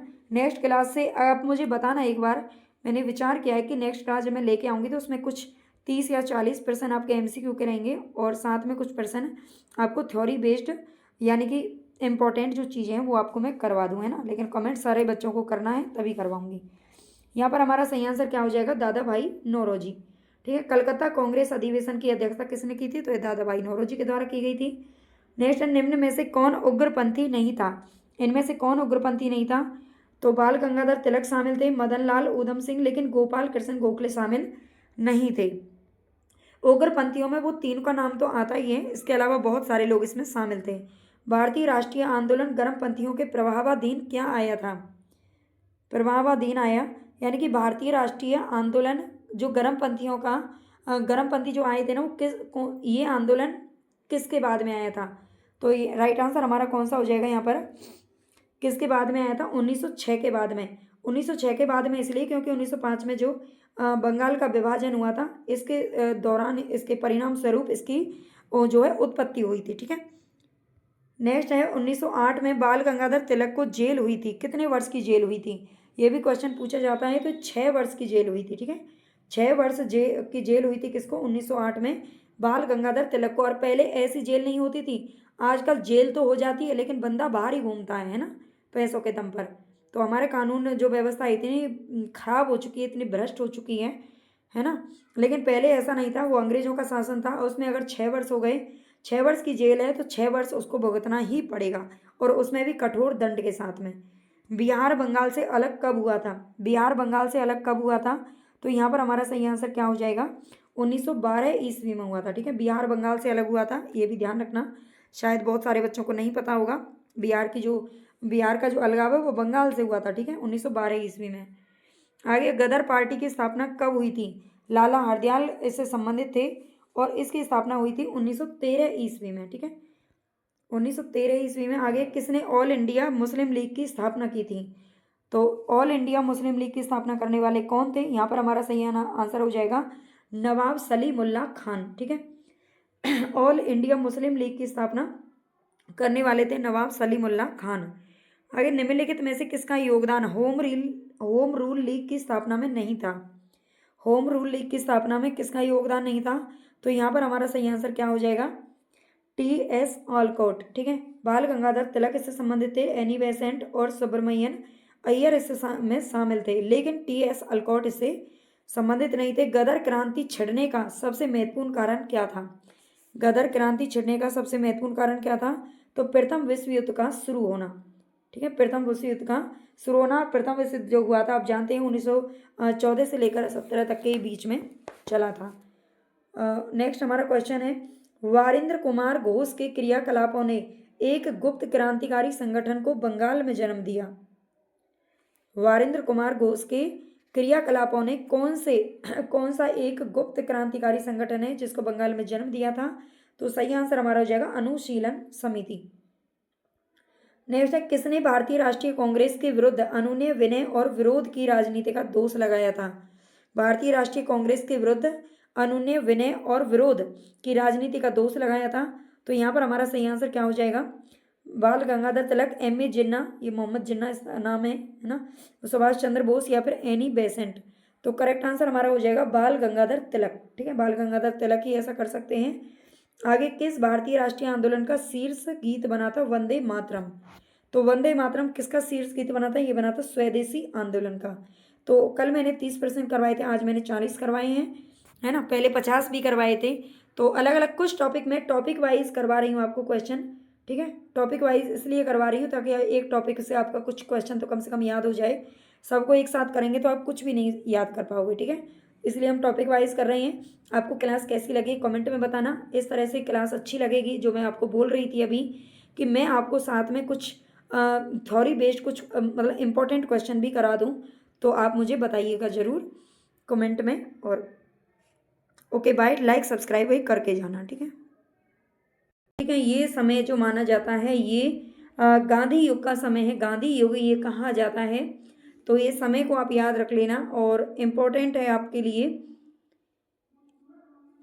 ये सारे प्रश्न आपके लिए बहुत इंपॉर्टेंट रहने वाले हैं, तो पूरी वीडियो भाई ज़रूर देख लेना, क्योंकि तभी आपको पूरा फ़ायदा मिलेगा जब आप पूरी वीडियो देखते हो, है ना। एक दो प्रश्न देखने से कुछ नहीं होने वाला और ना ही आप इस तरह से सिलेक्शन ले पाओगे। तो चलते हैं हम अपने फर्स्ट क्वेश्चन की तरफ। पूरी क्लास देख लेना, अच्छी लगे तो लाइक सब्सक्राइब भी कर लेना, हाइप भी कर दिया करो भाई, बड़ी मेहरबानी होगी आपकी। महात्मा गांधी ने सत्याग्रह क्रियाविधि सबसे पहले कहाँ प्रयुक्त की थी? तो सत्याग्रह का जो आंदोलन है उसके बारे में पूछा जाता है। महात्मा गांधी के द्वारा चलाया गया था सत्याग्रह आंदोलन, और ये इन्होंने कहाँ चलाया था सबसे पहले? तो यहाँ पर हमारा करेक्ट आंसर क्या होगा? दांडी, चंपारण, खेड़ा या फिर अहमदाबाद। तो बी ऑप्शन हमारे यहाँ पर सही हो जाएगा, चंपारण, ठीक है। इसे चंपारण सत्याग्रह आंदोलन भी कहा जाता है। अंग्रेज पुलिस अफसर कैप्टन सैंडर्स किसके द्वारा गोली से मारा गया था? यानी कि सैंडर्स की हत्या किसने की थी? सीधा सीधा आप ये समझिए। तो सैंडर्स को मारने वाले कौन थे? बटुकेश्वर दत्त, बिस्मिल साहब, चंद्रशेखर आज़ाद या भगत सिंह? तो आपने देखा होगा तो सैंडर्स की जो गोली द्वारा हत्या की गई थी वो भगत सिंह के द्वारा की गई थी, और इन्होंने जानबूझ करके मारा था, है ना, क्योंकि अंग्रेजों तक पहुंचना चाहते थे किसी ना किसी प्रकार से। जय हिंद का नारा किसने दिया था? जय हिंद का नारा किसने दिया था? सुभाष चंद्र बोस, जवाहरलाल नेहरू, मोतीलाल नेहरू या फिर महात्मा गांधी ने? तो यहाँ पर हमारा सही आंसर हो जाएगा ए, सुभाष चंद्र बोस के द्वारा ये नारा दिया गया था जय हिंद का, ठीक है। ए ऑप्शन हमारे यहाँ पर बिल्कुल ठीक है। आगे चलते हैं। निम्नलिखित में से किस वर्ष में मुस्लिम लीग ने एक पृथक राष्ट्र का संकल्प यानी कि पाकिस्तान प्रस्ताव स्वीकार किया था? हमने पिछली वीडियो में अपने देखा था कि 1906 में तो इसकी स्थापना हुई थी, और इसकी स्थापना होने के बाद इसके जो उद्देश्य रखे गए थे उसमें पाकिस्तान की मांग जैसा कोई उद्देश्य नहीं था उस समय पर, ठीक है। उस समय पर ऐसा इन्होंने कोई भी इनकी मांग नहीं थी, लेकिन बाद में इन्होंने ये मांग रख दी थी। और ये मांग इन्होंने कब रखी थी, कब ये स्वीकार किया था, कब ये इन्होंने मतलब इस बात पर जोर दिया था कि हमारे लिए एक अलग राष्ट्र होना चाहिए? 1907, 22, 1931 या फिर 1940? तो यहाँ पर हमारा सही आंसर हो जाएगा 1940, ठीक है। 1940 में ये पृथक राष्ट्र की मांग करने लगे थे, मुस्लिम लीग के द्वारा मांग की जाने लगी थी। वर्ष 1947 के बाद निम्नलिखित में किस राज्य को भारत संघ में सैनिक कार्यवाही द्वारा बलपूर्वक मिलाया गया था? ये वीडियो आज आप जो देख रहे हो, इससे पहले मैं कम से कम 8-10 क्लासेज हैं जो करवा चुकी हूँ। LT ग्रेड के लिए स्पेशली तौर से क्लासेस चल रही हैं, LT ग्रेड और GIC के लिए। इसके अलावा आप जब किसी भी एग्जाम की तैयारी कर रहे हो, आपके लिए बहुत इंपॉर्टेंट रहने वाली हैं सभी क्लासेस। तो आप प्ले लिस्ट भी जा करके एक बार सारी जो क्लासेज हैं उनको देख लिया करो, ठीक है। वर्ष 1947 के बाद में निम्नलिखित में से किस राज्य को भारत संघ में सैनिक कार्यवाही के द्वारा बलपूर्वक मिलाया गया था? हैदराबाद, कश्मीर, पटियाला या फिर मैसूर? ये 4 राज्य हमारे भारत के ऐसे थे जिस समय भारत आज़ाद हुआ था तो ये भारत का हिस्सा नहीं थे, है ना, भारत का हिस्सा नहीं थे। तो इन्हें बाद में सैनिक कार्रवाई के द्वारा जो मिलाया गया था वो था हैदराबाद, ठीक है। हैदराबाद को सैनिक कार्रवाई द्वारा बलपूर्वक मिलाया गया था। आगे है, किसने कहा था तुम मुझे खून दो मैं तुम्हें आज़ादी दूंगा? तो इसको आप सभी जानते होंगे, ये सुभाष चंद्र बोस जी के द्वारा कहा गया था। नेक्स्ट हमारा क्वेश्चन है, देश बंधु की उपाधि से संबंधित कौन है? देश बंधु की उपाधि से संबंधित कौन है? तो 7 में हमारा सही आंसर क्या हो जाएगा? 7 में आपको आंसर बताना है कौन सा करेक्ट होगा। BR अम्बेडकर, BR अम्बेडकर, चित्तरंजन दास, विपिन चंद्रपाल या फिर रविंद्रनाथ टैगोर? तो बी ऑप्शन सही हो जाएगा। देश बंधु की जो उपाधि है ये चित्तरंजन दास को दी गई थी। कांग्रेस का 1929 का अधिवेशन जिसमें पूर्ण स्वराज का लक्ष्य घोषित किया गया था, कहाँ पर हुआ था? कांग्रेस का 1929 ईस्वी का जो अधिवेशन हुआ था जिसमें पूर्ण स्वराज का लक्ष्य घोषित किया गया था, तो ये कहाँ पर हुआ था? बम्बई, कलकत्ता, लाहौर या फिर मद्रास। तो 8 में हमारा सही आंसर हो जाएगा लाहौर। ठीक है, 1929 का जो अधिवेशन हुआ था ये लाहौर अधिवेशन के नाम से जाना जाता है। नेक्स्ट है, कांग्रेस ने भारत छोड़ो आंदोलन का प्रस्ताव किस वर्ष पारित किया था? कांग्रेस ने भारत छोड़ो आंदोलन का प्रस्ताव किस वर्ष पारित किया था? 1940, 41, 46 या फिर 45। तो 9 में हमारा सही आंसर क्या हो जाएगा? ये किया गया था भाई 1942 में। ठीक है, वैसे भारत छोड़ो आंदोलन का जो प्रस्ताव है ये 1942 में पारित किया गया था, है ना, लेकिन 42 इसमें दे नहीं रखा है, ये 42 है। डी ऑप्शन हमारे यहाँ पर सही हो जाएगा। ठीक है, डी ऑप्शन इसमें सही होगा। 1942 में ये भारत छोड़ो आंदोलन का जो प्रस्ताव है वो पारित हुआ था। नेक्स्ट क्वेश्चन है हमारा, सुभाष चंद्र बोस ने सिंगापुर में दिल्ली चलो का नारा दिया था, कब दिया था? सुभाष चंद्र बोस के द्वारा दिल्ली चलो का नारा दिया गया था। ये नारा ध्यान रखना किसने दिया है, तो ये सुभाष चंद्र बोस जी के द्वारा सिंगापुर में दिया गया था। और ये कब दिया गया था? 1943 ईस्वी में दिया गया था। ठीक है, 1943 समय याद रखना। एक एक क्वेश्चन आपके लिए मोस्ट इंपॉर्टेंट है, अच्छे से याद कर लेना, सुन लेना बढ़िया तरीके से। वर्ष 1919 में जलियांवाला बाग हत्याकांड कहाँ पर हुआ था? तो ये आपको पता होगा, ये अमृतसर पंजाब के अंदर हुआ था। ठीक है, अमृतसर पंजाब के अंदर ये हत्याकांड हुआ था, 1919 में हुआ था, 13 अप्रैल। इसका जो करेक्ट डेट है वो मैं आपको बता देती हूँ, ये 13 अप्रैल 1919 को हुआ था ये वाला हत्याकांड। ठीक है, जलियांवाला बाग हत्याकांड। आगे है, नमक सत्याग्रह किस ईस्वी में प्रारंभ हुआ था? नमक सत्याग्रह कब हुआ था? तो यहाँ पर हमारा सही आंसर हो जाएगा 1930। ठीक है, 1930 हमारा आंसर सही हो जाएगा, नमक सत्याग्रह। निम्नलिखित में से किस कृत्य के कारण भगत सिंह, राजगुरु और सुखदेव को 23 मार्च 1931 को फांसी दी गई थी? 1931 को फांसी दी गई थी किसको? भगत सिंह, राजगुरु और सुखदेव तीनों को 23 मार्च 1931। 23 मार्च को शहीद दिवस भी मनाया जाता है, हालांकि 30 जनवरी को भी शहीद दिवस के रूप में मनाते हैं, है ना। उस दिन महात्मा गांधी की हत्या की गई थी और इस दिन इनको फांसी दी गई थी, है ना। एक तरीके से दोनों को ही हत्या की गई है। तो वर्ष 1928 में लाहौर में सैंडर्स की हत्या करने के कारण, काकोरी षड्यंत्र के कारण, वर्ष 1929 में केंद्रीय विधानसभा में बम फेंकने के कारण, या लाहौर षड्यंत्र के कारण? तो 13 में हमारा सही आंसर क्या हो जाएगा? ए सही हो जाएगा। वर्ष 1928 में लाहौर में इन्होंने सैंडर्स की हत्या की थी, उसके कारण इनको फांसी दी गई थी। ये ऑप्शन इसमें किया गया है, हालांकि इन्होंने विधानसभा में बम भी फेंके थे, है ना। और काकोरी जो षड्यंत्र था उसमें हालांकि ये तीनों तो शामिल नहीं थे, है ना, उसमें रामप्रसाद बिस्मिल वगैरह शामिल थे और वो भी इन्हीं के ग्रुप से थे। आगे है, निम्नलिखित में से किस अधिनियम के तहत बिना मुकदमा और दोष सिद्धि के ही विधि न्यायालय ने किसी भी व्यक्ति को कैद करने का प्राधिकार सरकार को दे दिया गया था?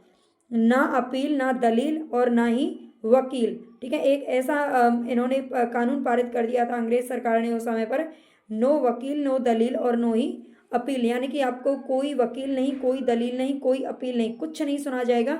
जिस पर भी शक के आधार पर, केवल और केवल अंग्रेजी सरकार को किसी पर भी अगर शक हुआ कि हमारे खिलाफ कुछ भी जो है योजना बना रहा है या कुछ भी देश द्रोह कर रहा है ना, वो सो देशद्रोही समझते थे ना, है ना। तो उसको सरकार के खिलाफ कुछ भी प्लानिंग जो चल रही है तो उसके लिए इन्होंने क्या किया था, एक ऐसा कानून पारित किया कर दिया था जो रॉल्ट एक्ट के नाम से जाना जाता था। वर्ष 1919 में रॉल्ट अधिनियम, ठीक है, रॉल्ट अधिनियम या रॉल्ट एक्ट के नाम से इसे जाना जाता है। इसी को काला कानून के नाम से कहा गया था, ठीक है, काला कानून। और इसी के विरोध में जो 13 अप्रैल 1919 को अमृतसर में सभा जो हो रही थी ना, जलियांवाला में सभा हो रही थी, जलियांवाला बाग में, वो इसी के विरोध में हो रही थी, है ना। गांधी इरविन समझौता 5 मार्च 1931 किससे संबंधित है? गांधी इरविन समझौता किससे संबंधित है? तो यहाँ पर हमारा सही आंसर हो जाएगा सविनय अवज्ञा आंदोलन। गांधी और इरविन, इरविन कहाँ से संबंधित थे? अंग्रेजों से संबंधित थे, अंग्रेजी ऑफिसर थे और इन दोनों के बीच में एक समझौता हुआ था सविनय अवज्ञा आंदोलन के नाम से। स्वतंत्र भारत के प्रथम महाराज्यपाल, यानी कि जिसको गवर्नर जनरल कहा जाता है, ये कौन बने थे? स्वतंत्र भारत के प्रथम महाराज्यपाल किसको बनाया गया था? तो यहाँ पर हमारा सही आंसर क्या हो जाएगा? लॉर्ड माउंटबेटन को, ठीक है। हालांकि सी राजगोपालाचारी को भी बनाया गया था, लेकिन ये भारतीय थे, लेकिन यहाँ पर भारतीय नहीं पूछ रहा है, यहाँ पर भारतीय नहीं पूछ रहा है, ध्यान देना आपको। स्वतंत्र भारत में जब हमारा देश आज़ाद हुआ था तो ये माउंटबेटन को बनाया गया था और ये कुछ दिन तक रहे थे, उसके बाद राजगोपालाचारी को बना दिया गया था, है ना। ये प्रथम भारतीय थे और इसके बाद ये पद समाप्त कर दिया गया था। आगे, किस अधिनियम में पहली बार भारत के लिए संघीय संरचना प्रस्तुत की गई थी? संघीय संरचना पहली बार भारत में किस अधिनियम के तहत प्रस्तुत की गई थी। तो यहाँ पर हमारा सही आंसर हो जाएगा 1935 का अधिनियम। ठीक है, 1935 का जो अधिनियम आया था इसके अनुसार संघीय संरचना प्रस्तुत की गई थी, ये ध्यान रखना है। हमारा जो यानी कि जो संविधान है ना वो काफ़ी हद तक इस 1935 का जो अधिनियम है उसी के तहत चलता है। काकोरी ट्रेन डकैती कांड के नायक कौन थे? तो काकोरी ट्रेन डकैती जो हुई थी उसके नायक थे राम प्रसाद बिस्मिल जी। ठीक है, बिस्मिल साहब थे। आगे है 1919 के अधिनियम में द्वैध शासन धारणा को जिस व्यक्ति ने परिचित कराया वे कौन थे? 1919 के अधिनियम में द्वैध शासन धारणा को जिस व्यक्ति ने परिचित कराया था, यानी कि द्वैध शासन लागू करने वाले या उसकी पहचान कराने वाले कौन थे? मांटेग्यू, तेज बहादुर सप्रू, मिंटो या फिर चेम्स फोर्ड। तो 1919 की बात हो रही है, यहाँ पर हमारा सही आंसर हो जाएगा चेम्स फोर्ड। ठीक है, इस समय पर चेम्स फोर्ड ही था, मिंटो तो थोड़ा पहले था और मांटेग्यू भी 1917 के लगभग था। ठीक है, तो चेम्स फोर्ड हमारा आंसर सही हो जाएगा, ये उस समय का गवर्नर जनरल था। निम्नलिखित में से किसने 23 फरवरी 1946 को रॉयल इंडियन नेवी के विद्रोहियों को आत्मसमर्पण के लिए राजी कर लिया था? 23 फरवरी 1946 को रॉयल इंडियन नेवी के जो विद्रोही थे उनको आत्मसमर्पण के लिए राजी किया था। महात्मा गांधी, जवाहरलाल नेहरू और अबुल कलाम आज़ाद, वल्लभ भाई पटेल, मोहम्मद अली जिन्ना, मोरारजी देसाई, जेवी कृपलानी। तो यहाँ पर हमारा सी ऑप्शन सही हो जाएगा, वल्लभ भाई पटेल और मोहम्मद अली जिन्ना। ठीक है, इन दोनों ने जो ये रॉयल इंडियन नेवी के जो विद्रोही थे उनको आत्मसमर्पण के लिए राजी कर लिया था। 20 सितंबर 1932 को यरवदा जेल में महात्मा गांधी ने आमरण अनशन किसके विरोध में किया था? यरवदा जेल में रहे थे 1932 के लगभग। ठीक है, और महात्मा गांधी ने यहाँ पर आमरण जो अनशन किया था, आमरण अनशन का मतलब होता है कि जब तक मृत्यु ना हो जाए तब तक अनशन पर बैठे रहना। ठीक है, आमरण अनशन किसके विरोध में किया था? तो यहाँ पर हमारा सही आंसर हो जाएगा सी, रैमसे मैकडोनाल्ड के सांप्रदायिक पंचाट के विरुद्ध। ठीक है, रैमसे मैकडोनाल्ड के सांप्रदायिक पंचाट के विरुद्ध इन्होंने ये आमरण अनशन किया था। जलियांवाला बाग में गोली चलाने का आदेश किसने दिया था? 13 अप्रैल 1919 को जब ये सभा हो रही थी जलियांवाला बाग में, है ना, रॉल्ट एक्ट के विरोध में ये सभा हुई थी और यहाँ पर गोली चला दी गई थी। जितने भी वहाँ पर निर्दोष लोग थे जो सभा बैठे गए थे सभागन, वो सारे के सारे मोस्टली सब उसमें मारे गए थे, थोड़े बहुत जान बचा करके भाग निकले थे। तो यहाँ पर हमारा सही आंसर हो जाएगा जनरल डायर। ठीक है, जनरल डायर हमारा सही हो जाएगा, REH डायर इसका पूरा नाम है, लेकिन डायर नाम आपको याद रखना है, इसने गोली चलवाई थी। ठीक है, याद रखना हमेशा इसको, वैसे इसको मार दिया था। महात्मा गांधी को सर्वप्रथम राष्ट्रपिता कहने वाले कौन है? तो राष्ट्रपिता की जो उपाधि है ना ये दी थी भाई सुभाष चंद्र बोस ने। ठीक है, महात्मा गांधी को सबसे पहले राष्ट्रपिता किसने कहा था? तो ये सुभाष चंद्र बोस जी ने कहा था।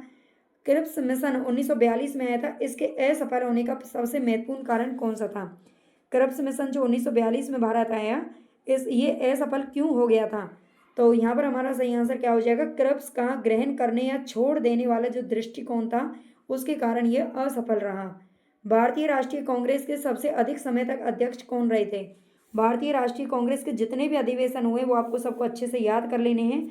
और आपको क्लास अगर अच्छी लग रही है तो प्लीज़ चैनल को अभी सब्सक्राइब कर लीजिए, लाइक कर दीजिए और शेयर भी कर दीजिए, हाइप भी कर दीजिए, कमेंट भी कर दीजिए। ठीक है, ये सारे काम में ना सिर्फ 1 मिनट का समय लगेगा, तो आप कर सकते हैं अगर आप चाहें तो। अब यहाँ पर बताइए भारतीय राष्ट्रीय कांग्रेस के सबसे अधिक समय तक अध्यक्ष कौन रहे थे? तो राइट आंसर हमारा हो जाएगा अबुल कलाम आज़ाद। ये फर्स्ट शिक्षा मंत्री बनाए गए थे 1947 में, जो आज़ादी मिली थी उसके बाद में। ठीक है, पहले हमारे शिक्षा मंत्री थे कौन? अबुल कलाम आज़ाद, ये ध्यान रखना। आगे जब 15 अगस्त 1947 को भारत ने अपनी पहली आज़ादी का जश्न मनाया तब महात्मा गांधी कहाँ पर थे? 15 अगस्त 1947 को जब भारत ने, यानी कि भारत को जिस दिन आज़ादी मिली थी उस समय महात्मा गांधी कहाँ पर थे? तो ये सही आंसर हमारा हो जाएगा कोलकाता के अंदर। ठीक है, कोलकाता में थे। नेक्स्ट हमारा भारत एवं पाकिस्तान का विभाजन किस योजना के तहत हुआ था? माउंटबेटन योजना, क्रिप्स योजना, चेम्सफोर्ड योजना, बेवेल योजना। तो यहाँ पर हमारा सही आंसर हो जाएगा माउंटबेटन योजना के तहत किया गया था। 14 अगस्त को उसको अलग कर दिया गया था। ठीक है, 14 अगस्त को उसे अलग कर दिया गया था, ये ध्यान रखना। नेक्स्ट है महात्मा गांधी की हत्या कब हुई थी? महात्मा गांधी की हत्या कब की गई थी और ये हत्या किसने की थी? तो गोडसे के द्वारा की गई थी, आप सभी जानते होंगे, आजकल तो सोशल मीडिया में भी थोड़ा चर्चा में रहते हैं। 30 जनवरी 1948 ईस्वी को। ठीक है, इस दिन भी शहीद दिवस के रूप में मनाते हैं कुछ लोग, और जो 1931 23 मार्च को भी मनाया जाता है। कौन सा भारतीय स्वतंत्र भारत का पहला गवर्नर जनरल बना था? कौन सा भारतीय? अब यहाँ पर आपसे भारतीय पूछ लिया है, दोनों ही पर्सन इंपॉर्टेंट थे। सी राजगोपालाचारी को बनाया गया था, ठीक है। अगर भारतीय के बारे में पूछा जाए तो ये भारत के रहने वाले थे, इनको बनाया गया था। लेकिन 1947 के बाद में माउंट बेटन को पहली बार बनाया गया था। असहयोग आंदोलन शुरू करने के समय भारत के वायसराय कौन थे? असहयोग आंदोलन शुरू करने के समय पर भारत के वायसराय कौन थे? तो यहाँ पर हमारा सही आंसर क्या हो जाएगा? असहयोग आंदोलन के समय करेक्ट आंसर है लॉर्ड चेम्सफोर्ड, ठीक है। चेम्सफोर्ड थे। और असहयोग आंदोलन कब शुरू हुआ था? तो ये 1919 के बाद में हुआ था, यानी कि ये 21 में हुआ था असहयोग आंदोलन, ठीक है। 21 में चल रहा था, 22 में चल रहा था। आपने देखा होगा 5 फरवरी 1922 को जब चौरा चौरी घटना हुई थी, तब इस असहयोग आंदोलन को गांधी जी ने क्या कर दिया था? स्थगित कर दिया था। भारतीय स्वतंत्रता आंदोलन के दौरान चर्चित पुस्तक इंडिया फॉर लेखक कौन थे? इंडिया फॉर लेखक, इंडिया फॉर इंडियंस, ठीक है, ये इसका पूरा नाम है भाई, इंडिया फॉर इंडियंस। ये किस लेखक की पुस्तक है?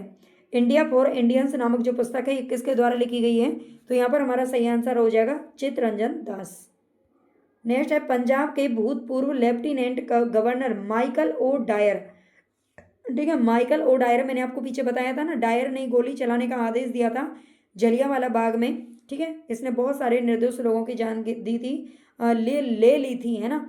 और इसकी हत्या किसने कर दी थी? भगत सिंह, नाथूराम गोडसे, उधम सिंह या फिर चंद्रशेखर आजाद। तो यहाँ पर हमारा सही आंसर हो जाएगा उधम सिंह, ठीक है। उधम सिंह के द्वारा इसकी हत्या की गई थी डायर की। साइमन कमीशन का भारत आगमन किस वर्ष में हुआ था? तो साइमन कमीशन भारत कब आया था? यहाँ पर हमारा सही आंसर क्या हो जाएगा?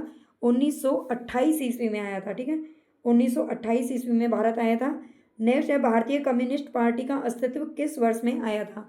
भारतीय कम्युनिस्ट पार्टी अस्तित्व में कब आई थी? तो 1921 ईस्वी में आई थी, ठीक है। डी ऑप्शन हमारा यहाँ पर सही हो जाएगा। नेक्स्ट है महात्मा गांधी के राजनीतिक गुरु कौन थे? महात्मा गांधी के राजनीतिक गुरु कौन थे? तो ये थे गोपाल कृष्ण गोखले। सारे जहां से अच्छा हिंदुस्तान हमारा के रचनाकार कौन है? तो आप जानते होंगे ये इकबाल हैं। नेक्स्ट है हमारा दीन बंधु के नाम से कौन विख्यात था? अभी हमने पीछे देखा था ना, देश बंधु नाम से कौन जाने जाते थे? तो चित्तरंजन दास जाने थे। लेकिन दीन बंधु की अगर बात करें तो CF एंड्रूज को जाना जाता था। नेक्स्ट है my experiment with tooth, my experiment with tooth या बल्कि ट्रुथ है ये, ट्रुथ का मतलब होता है सच्चाई, ठीक है। सच्चाई के साथ में मेरा एक्सपीरियंस, तो एक्सपेरिमेंट, ठीक है। तो इसके रचनाकार कौन थे? ये हैं महात्मा गांधी। महात्मा गांधी ने भी कई पुस्तकें लिखी थी, इनको याद रख लेना। दांडी यात्रा में गांधी जी ने कितनी दूरी तय करके नमक कानून का विरोध किया था? तो कितनी दूरी इन्होंने तय की थी दांडी यात्रा में? राइट आंसर हमारा हो जाएगा 385 किलोमीटर, ठीक है। सभी इंपॉर्टेंट क्वेश्चन है, पूछे जा चुके हैं और बार बार पूछे जाते हैं। गांधी जी ने किस कानून को काला कानून कहा था? तो ये रॉल्ट एक्ट को कहा था। अच्छा, यहाँ पर हमारे 40% कंप्लीट हो गए हैं। अगर आपको अच्छी लगी क्लास तो प्लीज़ बिना लाइक किए आपको नहीं जाना है, लाइक ज़रूर कर देना।